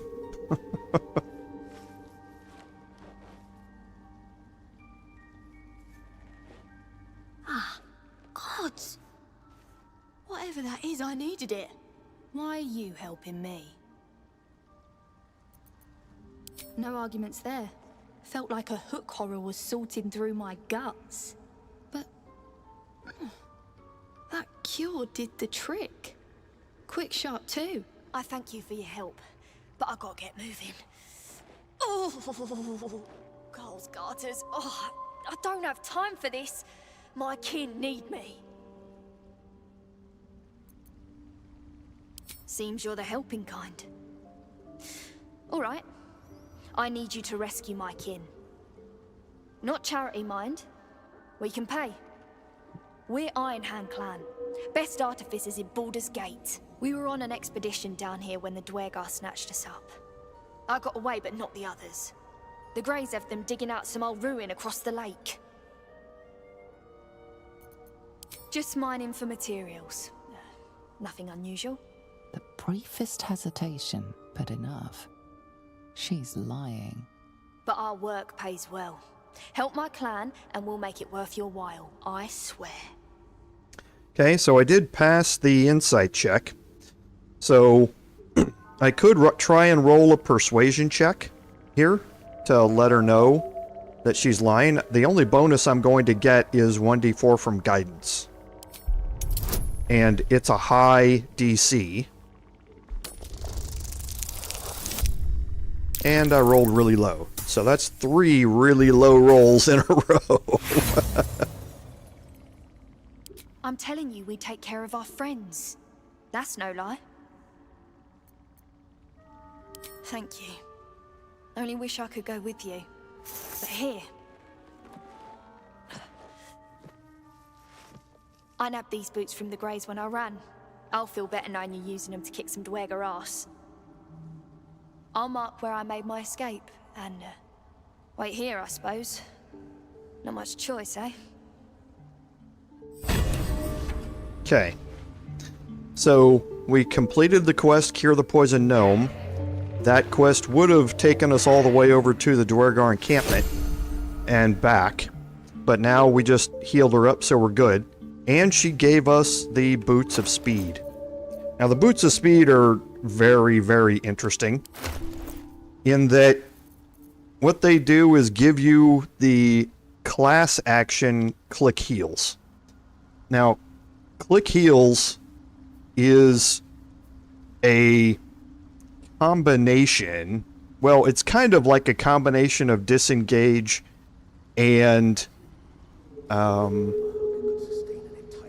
Dash, in that you get the movement speed doubling because of Dash, instead of, like, Disengage, not taking any opportunity attacks. Now the enemy near you has disadvantage on that opportunity attack. So it's kind of a way to get both of them together at the same time. And these are just boots. They are not armor. So with the Spring Step boots, I was whenever I dashed, I would get momentum for 3 turns. However, at the start of combat, I get momentum for 3 turns anyway. So the spring step boots were always kind of redundant. The boots of speed are now going to allow Astarion, instead of, if he's near an enemy, dashing and disengaging, he can now just use click heals and get both of those, almost both of those at the same time. The only difference is that they'll have disadvantage on the opportunity attack instead of just not provoking it at all. And then he still has a second bonus action left to do whatever he wants later. So he could go into hiding afterward in that case. So it's a way to kind of get him the benefits of both of these. Instead of taking 2 bonus actions to do it, it just takes 1. So they're a great addition for anybody, but especially for Astarion. So now this is a class action for him, which means he can take this bonus action whenever he wants, as many times as he wants. It's not just once per long rest or anything like that. He can do it as often as he wants. So now that that's done, the spring step boots, I'm thinking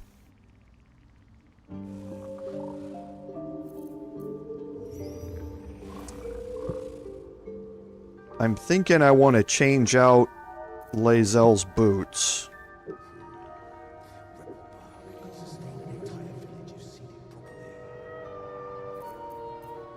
Here.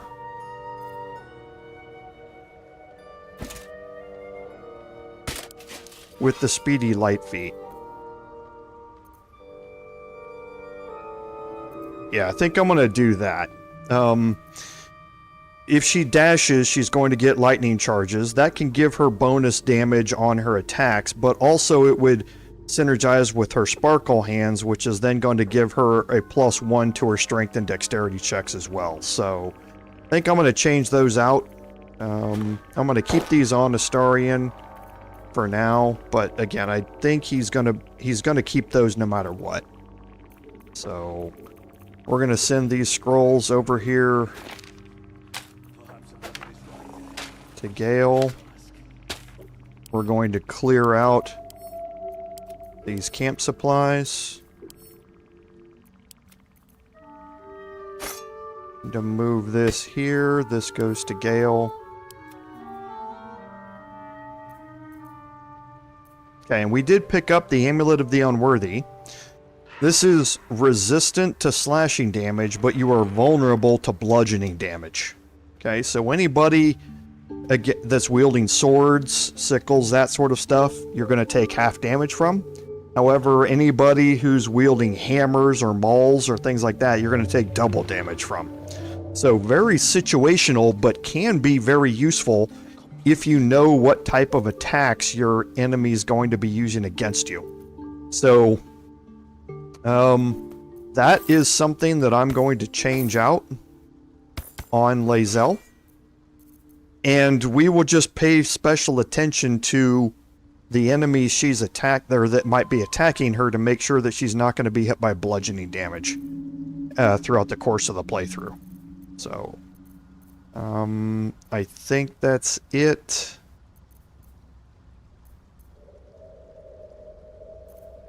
Yes. Okay. So, let's go up and talk to the Sovereign now. And again, a whole bunch of things that are marked as steel here. So let's talk to the Sovereign. You know, I can't... The Sovereign's thick fingers stroke the corpse at his feet. A droning melody greets you as the creature turns its gaze to you. Flesh to come. I show you memory. Watch and listen. A violent vision grips you. Dwarves chopping Myconid remains.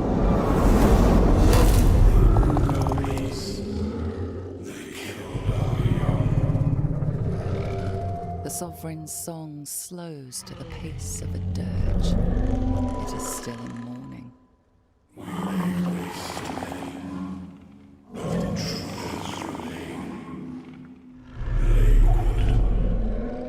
The sovereign song halts as it measures your worth.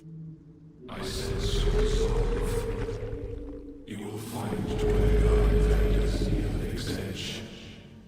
Cleanse the court. Destroy them. I admit, I like this one's approach. A little genocidal, but effective. Deep purples swirl into familiar shapes. Gnomes in armored gear, chased by Dwergar. It is a guest. The sovereign says nothing, but you hear appreciation in its song.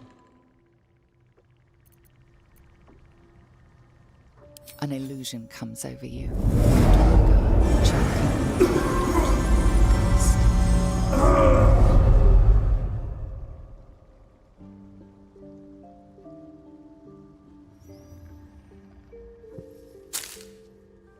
The sovereign gifts you one more vision. A warm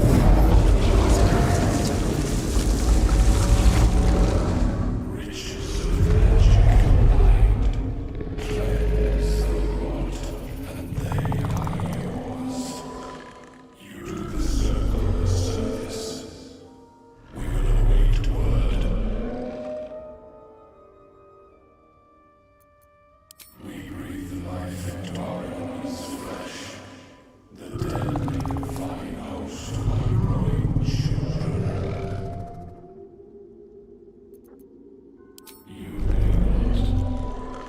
The souls see only a circle. They dance in all of the harmony.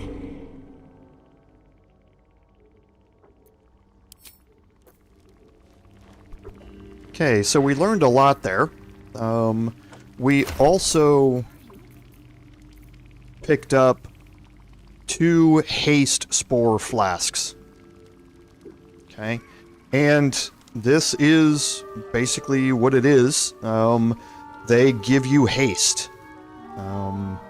Your movement's doubled. You can take an additional action per turn, so it's just like a potion of speed that we're carrying on all of our characters. So, good items to have, right? So now we can make our way back down here.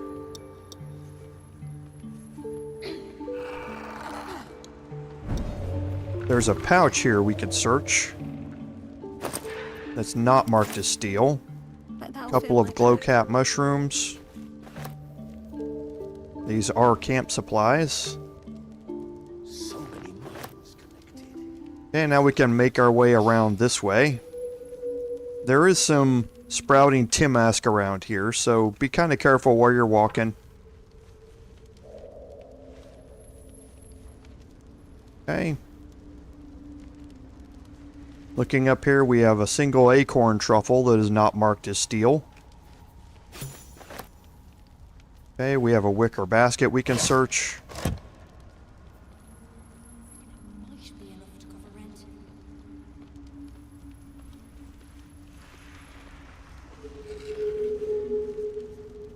Now we're going to make our way down here.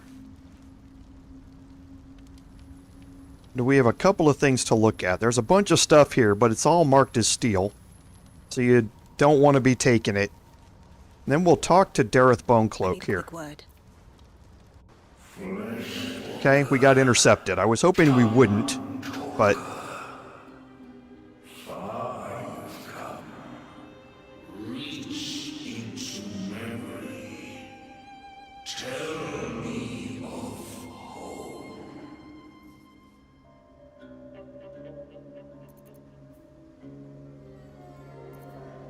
It reveals its own home in reply.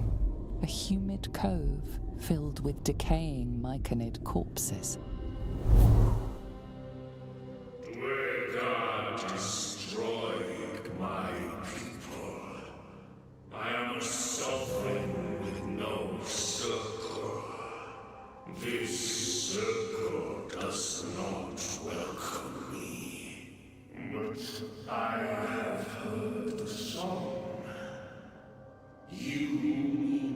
cleanse where God rots. I need to join you.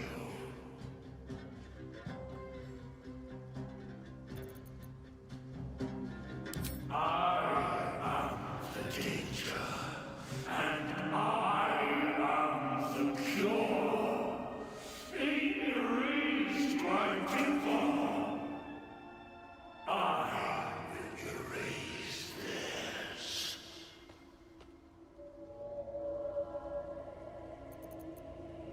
In death, your foe becomes your ally. I will erase it. You may command it.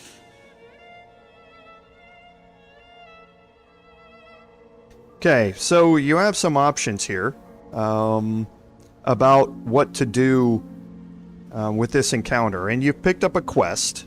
I think for now I'm just going to try and leave and see if I can come back to this conversation here in a second. Okay, but let's talk to Derryth Bonecloak first.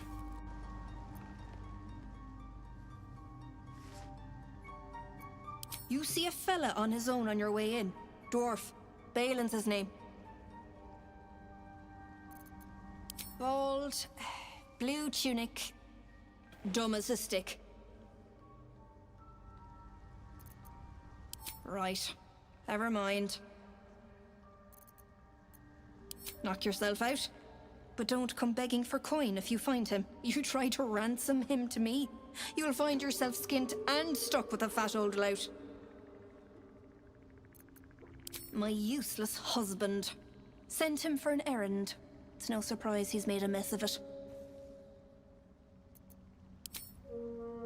Okay, so we picked up a quest there. We've actually picked up 3 so far. Or maybe 4. We'll check our journal here in a second and see. But Derryth is a trader. She has a lot of money to buy up all of our stuff. So let's start selling off all of our items here that we want to get rid of. So we've got a bunch of thieves' tools that we don't need. We've got a bunch of poisons that we don't need.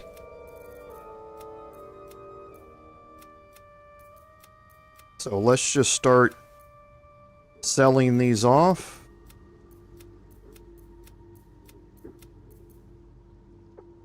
Okay, we want to keep Rain Dancer. The short sword +1 we don't necessarily need, but we'll keep it. We'll actually send it to camp. Okay, we don't need the Helmet of Autonomy, but we'll go through and sell off all the non-magical things first.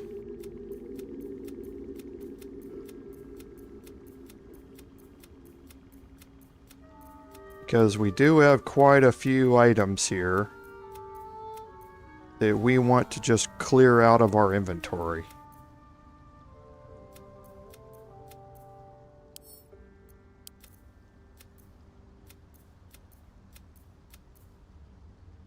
Okay, so that clears all of his normal items out here. So let's look at Lae'zel.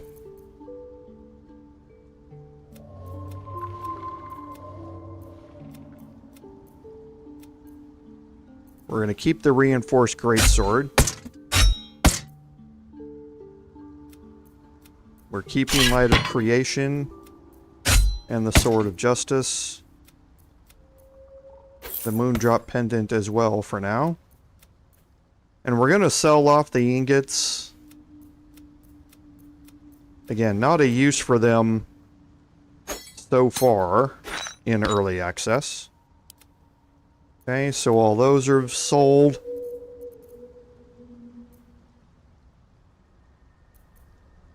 He's actually got a lot of the Alchemist Fire. We can't split them here, or else I would probably sell some. Got an Acorn Truffle and some glow caps. We can send those to camp. Okay, and I think that's it. So now we can look at what she has for sale. So a heavy crossbow +1. Again, this is back to the same situation that we were talking about with the heavy crossbows earlier. The heavy crossbow +1. We click on Lae'zel. Giant Breaker's a heavy crossbow. It's not a +1 though. So her damage here is 1d10 +3. The +1 adds 1d10 +4. So the heavy crossbow +1 would actually do more than what Giant Breaker does. However, Giant Breaker does have the reeling effect, which when you impose reeling, they have a -1 penalties for every attack roll that's remaining on reeling, which starts at -2, then goes to -1. So the benefit is more with this for that 1 extra point of damage that you're sacrificing. So you don't really need it. We do have short bows +1 though. So let's see. We've got light crossbows +1. And the longbow +1, which is the same as here. So a short bow +1 would be... I'm anxious to know if Gale is not proficient with any of these. And then we have the herbalist gloves. This is normally the magical item that she sells. They're regular gloves with cleansing touch. So if the wearer heals a poisoned creature, it's no longer poisoned. So in other words, you can... a person who's wearing these gloves can cast Healing Word or something like that from a long distance away on somebody that's poisoned, and it will cure that poison. So they're a great set of gloves to have. They're not very useful in early access, but we have so much money that I'm going to pick them up anyway. There's no real need for us to not have them. We've already talked about Skybreaker and the Helmet of Autonomy and selling them, so we can just go ahead and get rid of those as well. So there's nothing else here that we really want, so we're just going to back out of this. We do have another potion of invisibility, which is kind of nice. And we might as well buy the potion of animal speaking. What we want to check here is Gale. Okay, so Gale is proficient in his light crossbow. Yes, he is. So yeah, Astarion is proficient with longbows and light crossbows and short bows, but not heavy crossbows.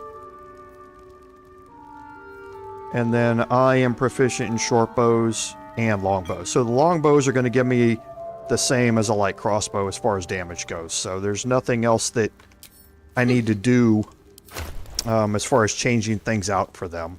So now what we want to do here is we're going to look at the things that we picked up.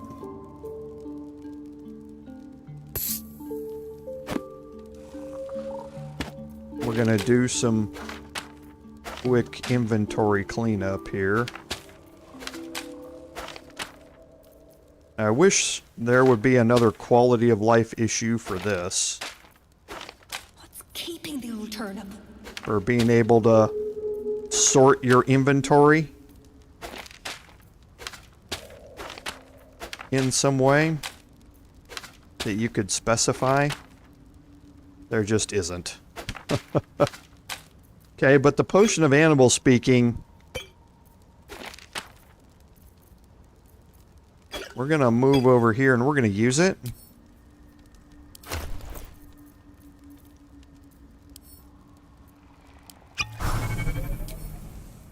Okay, and Gravalin can speak with the Deep Root here. Want master back. He treats me good now. Doesn't kick me anymore.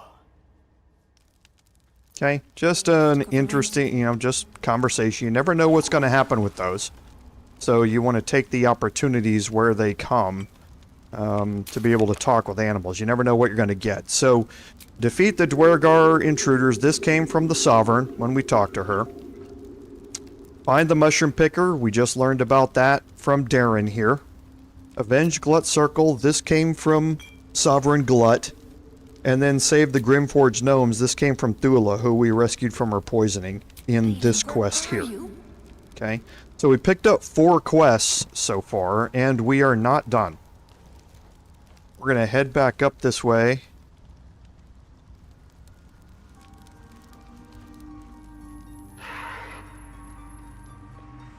Oh, they brought back a hook horror. Nice. Okay, and up here we have Blurg.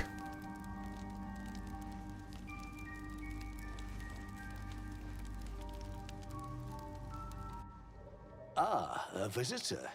You're a welcome sight. But let us observe the customs of the locals. The scholar's brow tenses. His voice spills into your skull, the spores connecting mind to mind. Blurg, proud member of the Society of Brilliance, at your service.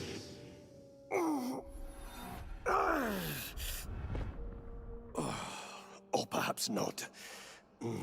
Your mind is far more complex than that of the fungi. Understandable. We are small in number and rarely stay in one place for long. My colleagues and I are working to improve conditions in the Underdark. This need not be such a dire, hostile place. It's curious to find a surface dweller here. What has brought you down so deep? Truly remarkable. But why come to the Underdark, where they hold so much power? You were infected by an illithid tadpole? It's a miracle you're still intact. You must be worried sick, but have no fear. I have a friend who may be able to assist. Omeluum! I hope this is important, Blurg. My Zergwood samples need constant attention. It is. This adventurer has an illithid tadpole inside her head, but she hasn't turned. No ceramorphosis. That's impossible, but intriguing. Are you looking to have it extracted?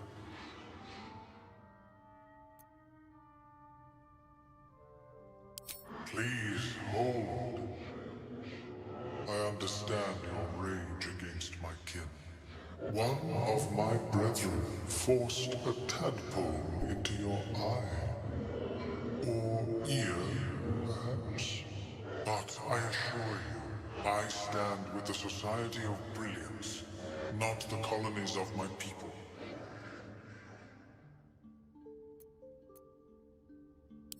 I see. I will remain here if you change your mind. Okay, so I wonder if having Lae'zel Are you sure it was an illicit larva? only gave me the option to leave. I greet you, son child. Okay, so there's more options here. That is not a story I share with strangers. In the beginning, I had an arrangement with a lich. Excellent company, despite what one would expect. I required brains, he required souls. A perfect symbiosis. But our ambitions eventually splintered. I wished to better the world, and he preferred its rot. So I left his company. And thus I now feed from those who act against the Society's goals.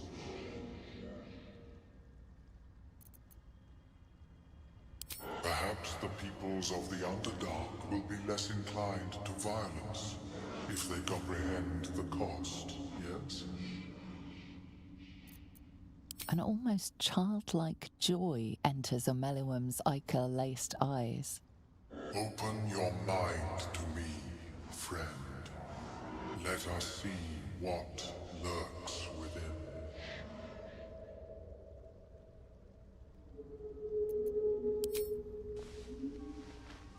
As Omeluum's mind pierces yours, the tadpole pulses with power. It feels 10 times its size, alive, awake, almost smug. This is most unusual. The incubation period should be complete, as should your transformation. But the larva is infused with strange magic. It appears to be in some form of stasis. No, it appears to be shielded from physical and magical influence. And even without the shield, the extraction would involve severe cranial trauma.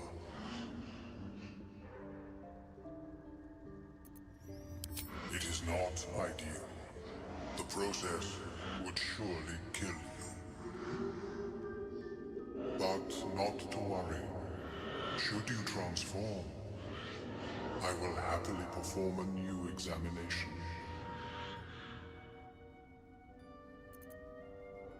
A Nautiloid? Fascinating. I have never set foot on one myself. They were our warships during the greatest eras of the Illithid Empire. We ruled the entire astral plane from their decks. The design was lost when the Gith rebelled and ended our dominion.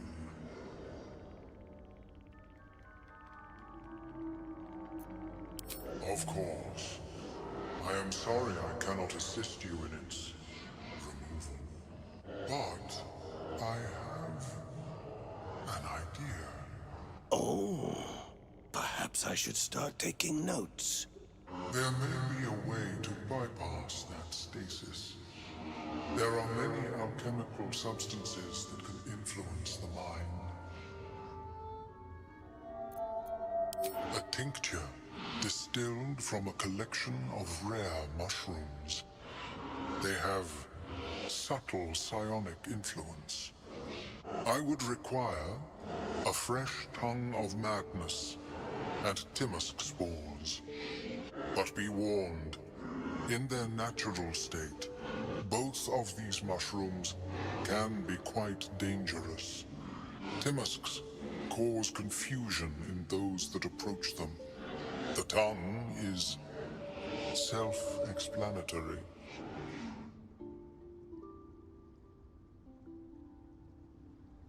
Okay, so this is why we picked those up.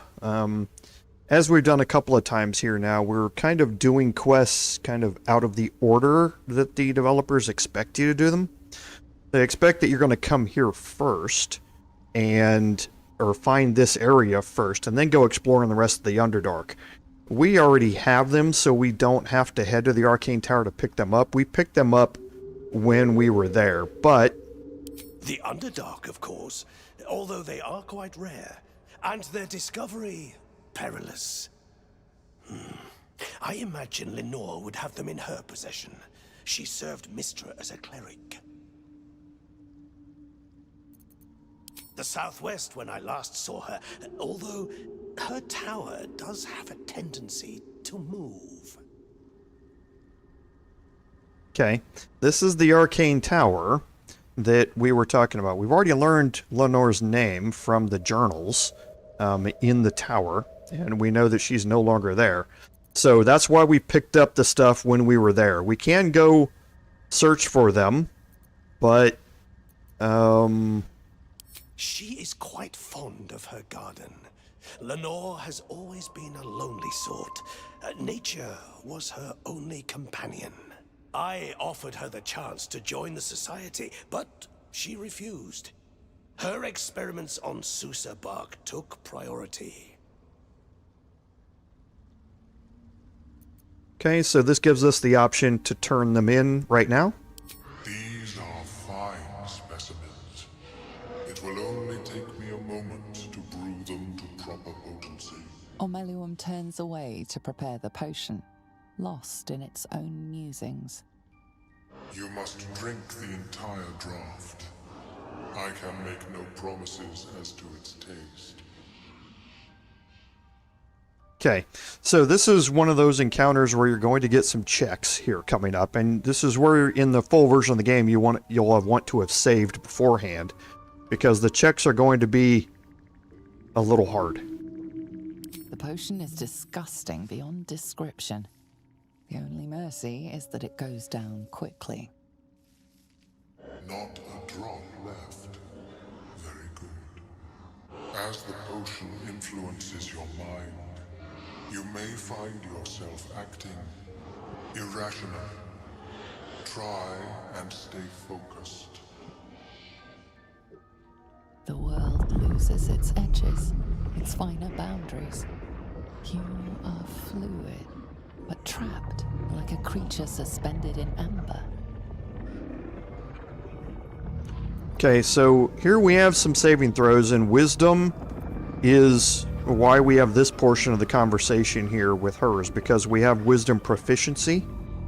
So we're going to draw on our willpower and resist. It's a 10 DC. We've got a total bonus of 7. We can add in either bless or resistance. And bless might as well. We have resistance as a cantrip, so let's just go ahead and use that.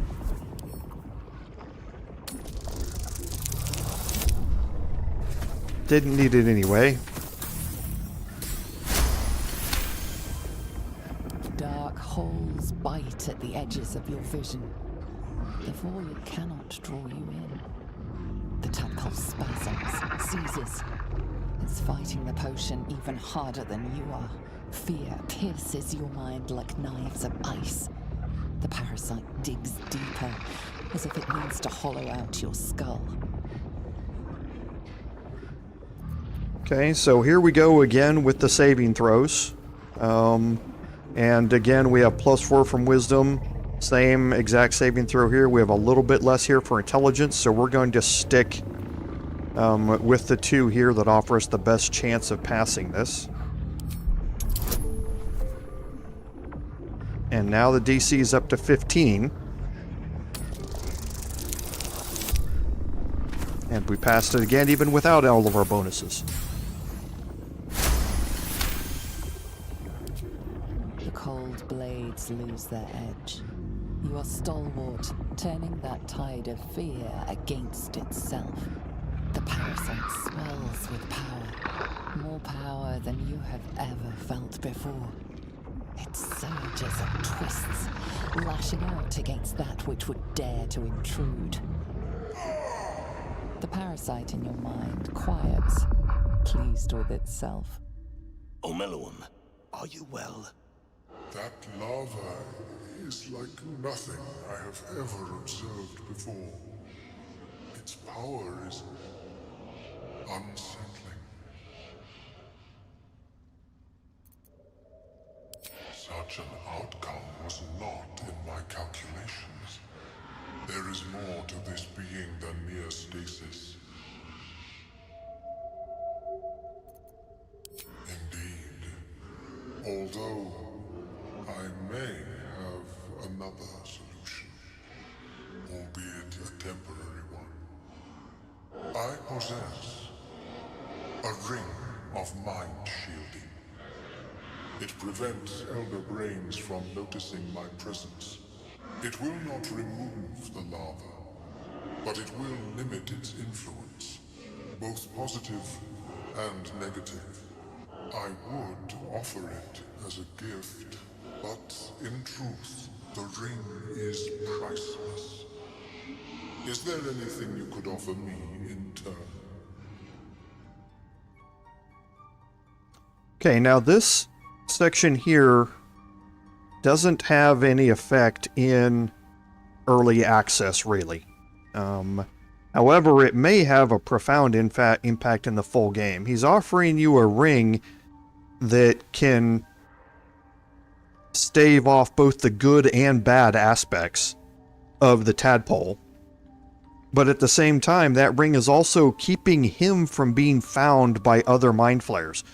So if we do convince him to give us that ring, there may be consequences to that in the full version of the game, where the mind flayers actually find this place and, you know, kill everybody here, or recapture Omeluum, or do whatever. There may be some unintended consequences of getting this gift, but we're going to go through it and see kind of what we can do here. So a way to do it is to tell more about the Nautiloid. A fascinating topic indeed. What can you tell me? Now here we have some options that no longer really deal with us. These are charisma and intelligence based modifiers, which is better for Gale to be dealing with, but we're part of this conversation. So getting through the first portion of it is easier with your cleric or your druid. Getting through this portion of it is easier with Gale, but we're now at this section and they're equally the same. And the DC is 15. We can add in guidance here, but it's still a tough DC to pass. And I wish those 2 high rolls, we would have saved them for now. Oh, and we got another good roll.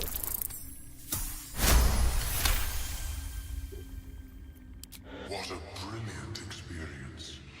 To feel one step closer to my ancestors is a fine gift indeed.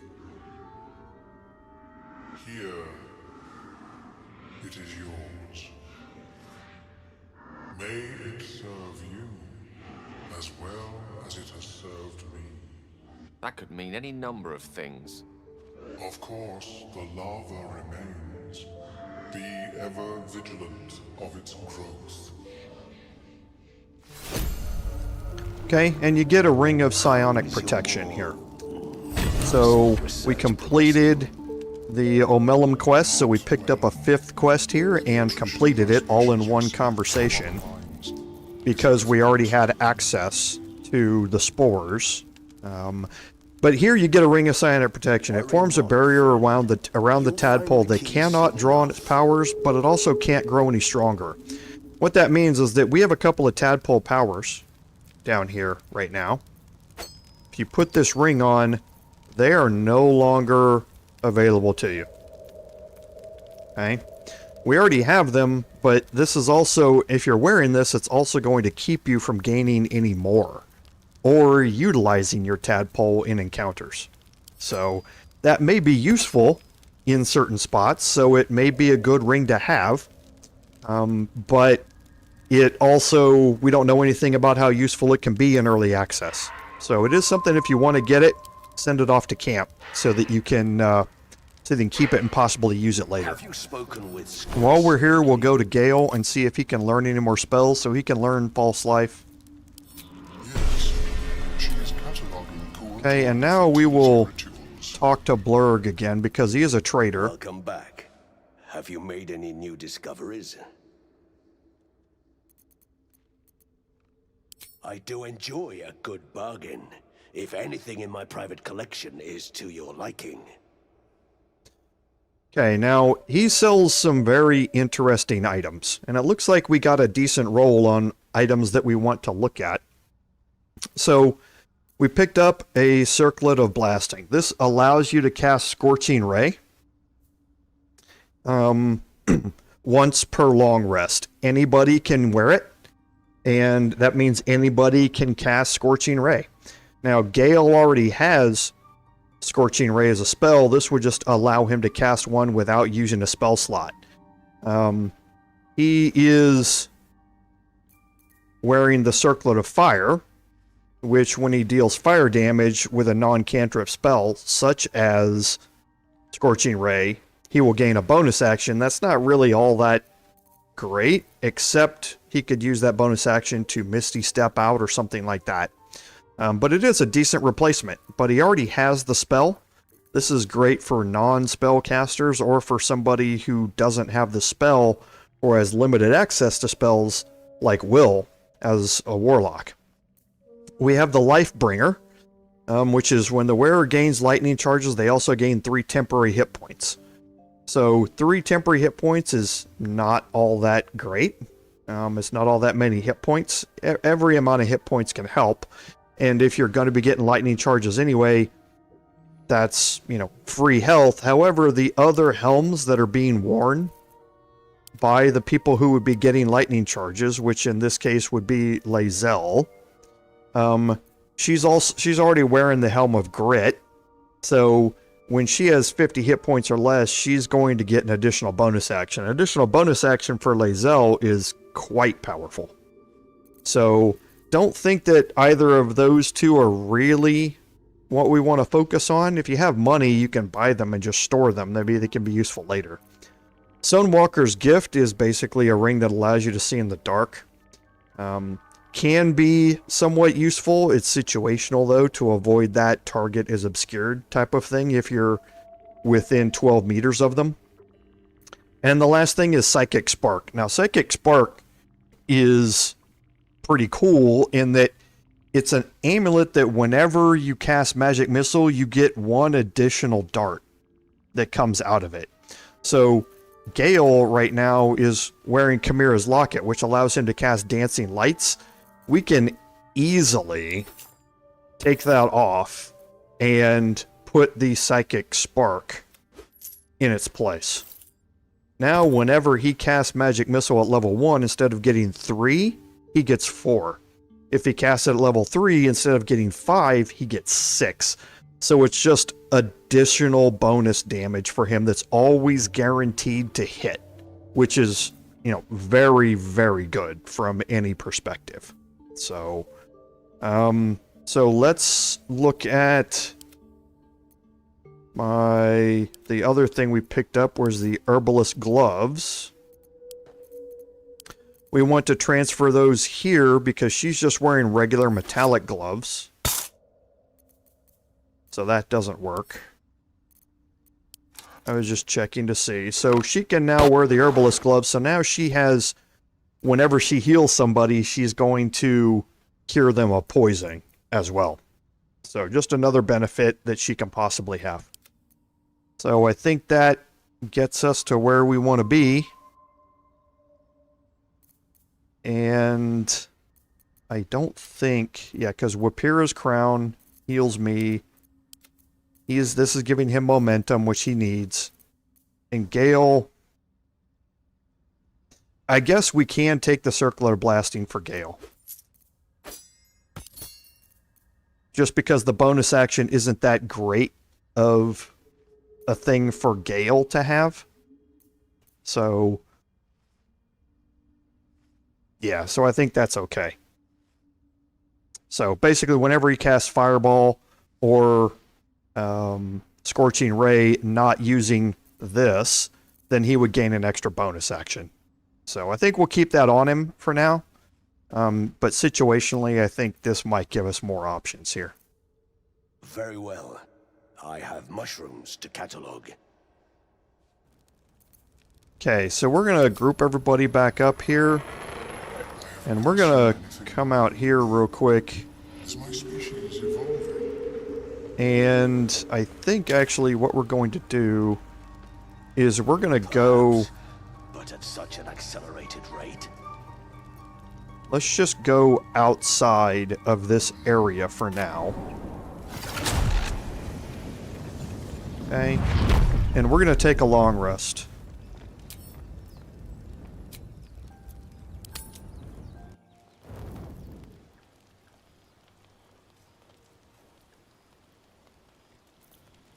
Okay, it doesn't look like... Oh, we do have... Lae'zel has some stuff she wants to say, so let's go over and talk to Volo first. My friend! How do you fare? Okay, so this is where you can have that conversation with him again to take your eye out. It's not a great one to have. Shah's blessings upon you. Okay, so nothing new here from Shadowheart. How can I help? Okay, we have the option to give him another magical artifact, if we'd like. Think of it as tribute. The kind a king might pay to a more powerful neighbor to avoid invasion. As long as I pay, there will be peace. But should I ever stop, along comes a war. I can assure you, the battlefield would extend well beyond the borders of my body alone. An eruption the size of Waterdeep, I think my exact words were. Okay, so nothing else here. You can talk to Astarion. Ah, my favorite traveling companion. Okay, so nothing else here. Will? Well met. Nothing new for him. And Lae'zel. What? Do not test me. A Kithrak demanded my head. He'd deny me a cure. How dare he speak my queen's name? How dare he dishonor her child?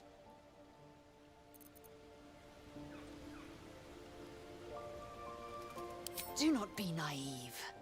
I followed protocol. I've earned Vlaakith's favor. I will remove the parasite. I will see the Kithrak dead, and I will offer his head to Vlaakith herself. Okay, so we can see if she has anything else to say. Quickly. She doesn't. Okay, and now we can see if Halsin has anything new to say. You wish to speak? I studied one up close. Closer than most would care to be to those things. A drow attacked me and I defended myself. Afterwards, I was able to... hideous. Okay, we've had these fascinating. conversations before, Like so... nothing else in nature, I'm... wonderfully. If I'm honest, I'll miss my books. That I can find all the Okay, so we don't need anything else here. So the only other person in our camp right now is Withers. Don't need to speak to Withers, so we will check our traveler's chest and we will pick out some food. So that's 30, 31, 37. Now I need something that's 3.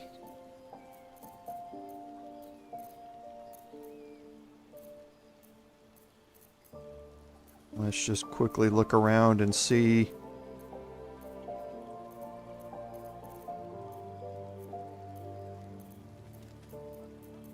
If we have anything that is 3 camp supplies. So I know how we can... we have some grapes. Perfect. Okay, so that should be 40. So we'll take our long rest.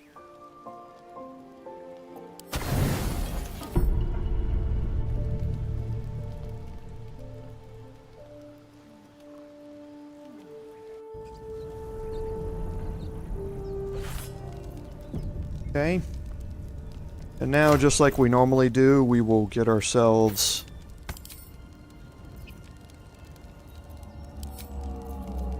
back here.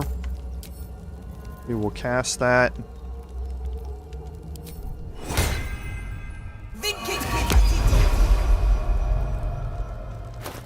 Okay, and then we will swap that back out.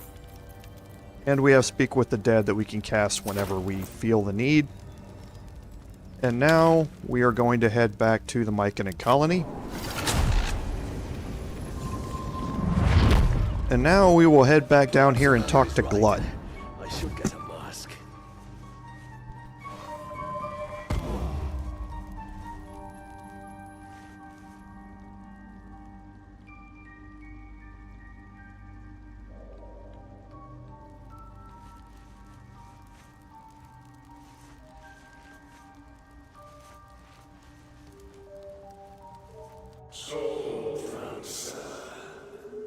Sovereign Spaw has sung your fate.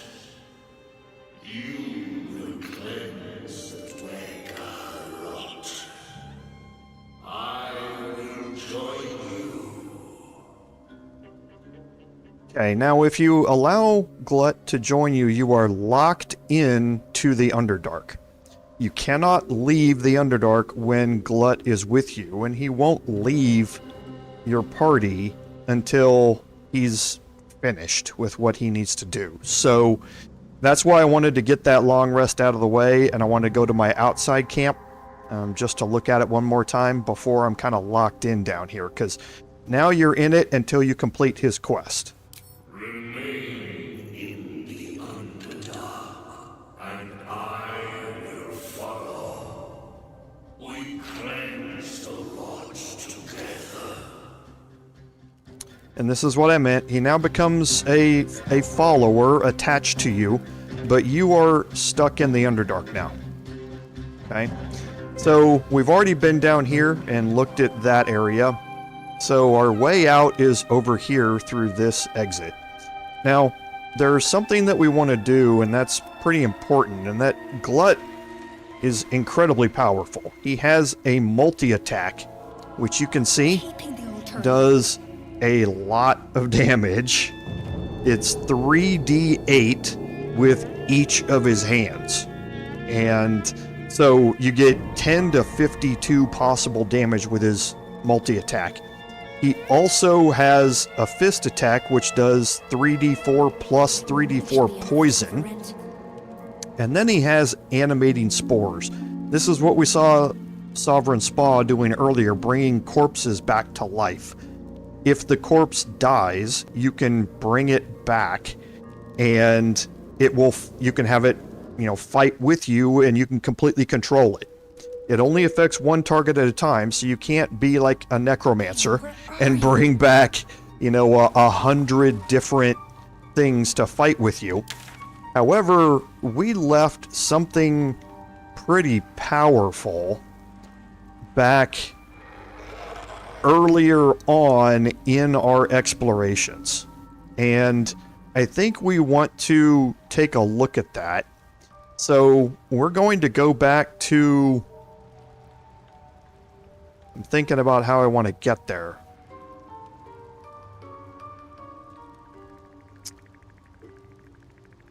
Yeah, I'm thinking about how I want to get there.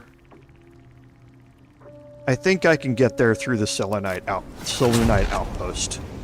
So Glut is with us.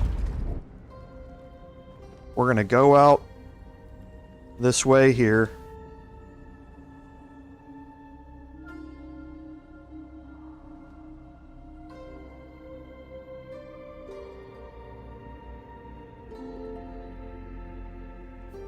Okay.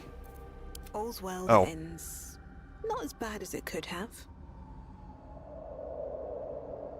So Glut can't get out that window.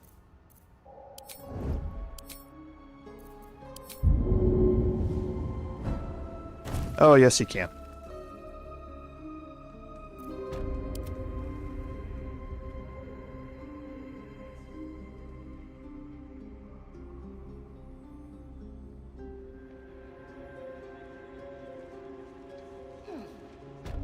Glut has some movement restrictions on him because he's an oversized character. He has some movement restrictions on what he can and cannot do as far as his movement. He can climb up and down things, but he might have to find alternate movement methods to get him around certain other things. So here's one.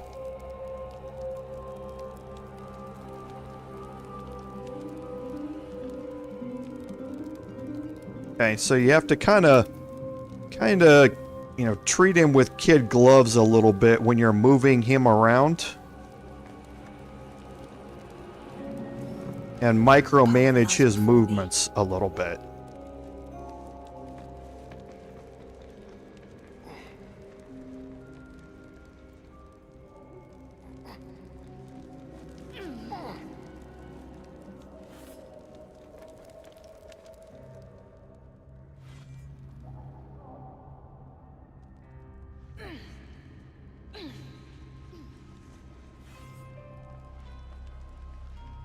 Okay, and the reason I wanted to come back here is because we fought the Bulette down here.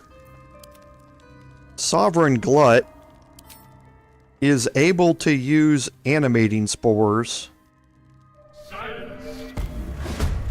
on the Bulette. Now the Bulette doesn't get full hit points back. It gets 82 out of its 125 hit points back. But you can now command the Bulette. And that means you can do its Deadly Leap action, which is 14 to 44 damage. So it pushes targets back and possibly makes them prone. And you can jump. You can use that in an 18-meter radius, which is a huge radius around to use it to get, because the Bulette can't climb up and down these things, but it can jump up and down these things. And why is there a weird corpse of some sort that doesn't show up? That's very interesting. Okay, so now with the Bulette is an even bigger. The other thing it can do is it can shoot basically Melf's acid arrow, 14 meters with a 2-meter radius around it when it hits of acid damage, and its normal bite is 4d12 when it wants to do it. Now it has.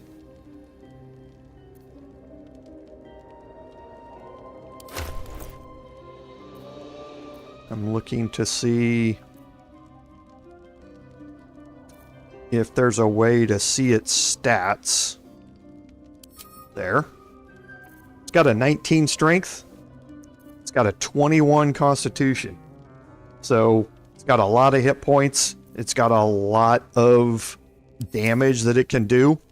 But now that we have that in our party, we have to be even more conscious of how we navigate around. So if we go back to the Myconid Colony and see it travels with us. If we go to the Myconid Colony again, Never wanted the easy path. Now we can head out here and we have a bunch of additional combat power. Now I'm going to look at something here in a second. So here's Spaw.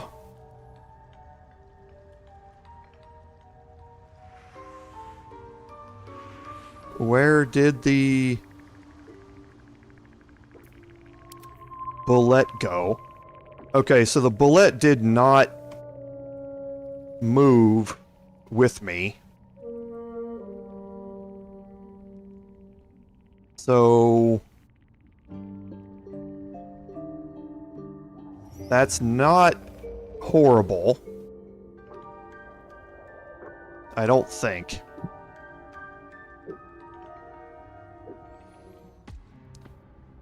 Let's see if we can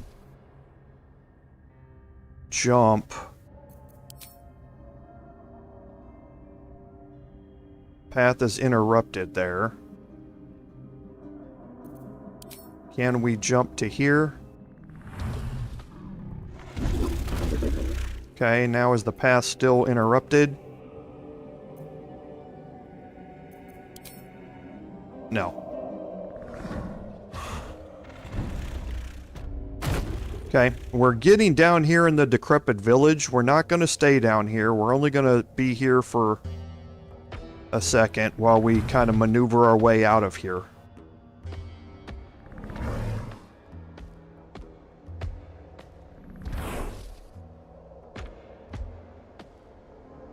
And this is right where we were previously when we entered the Myconid encampment. Okay, we actually journeyed down here a little bit to here. So we're just not going to go to the decrepit village yet.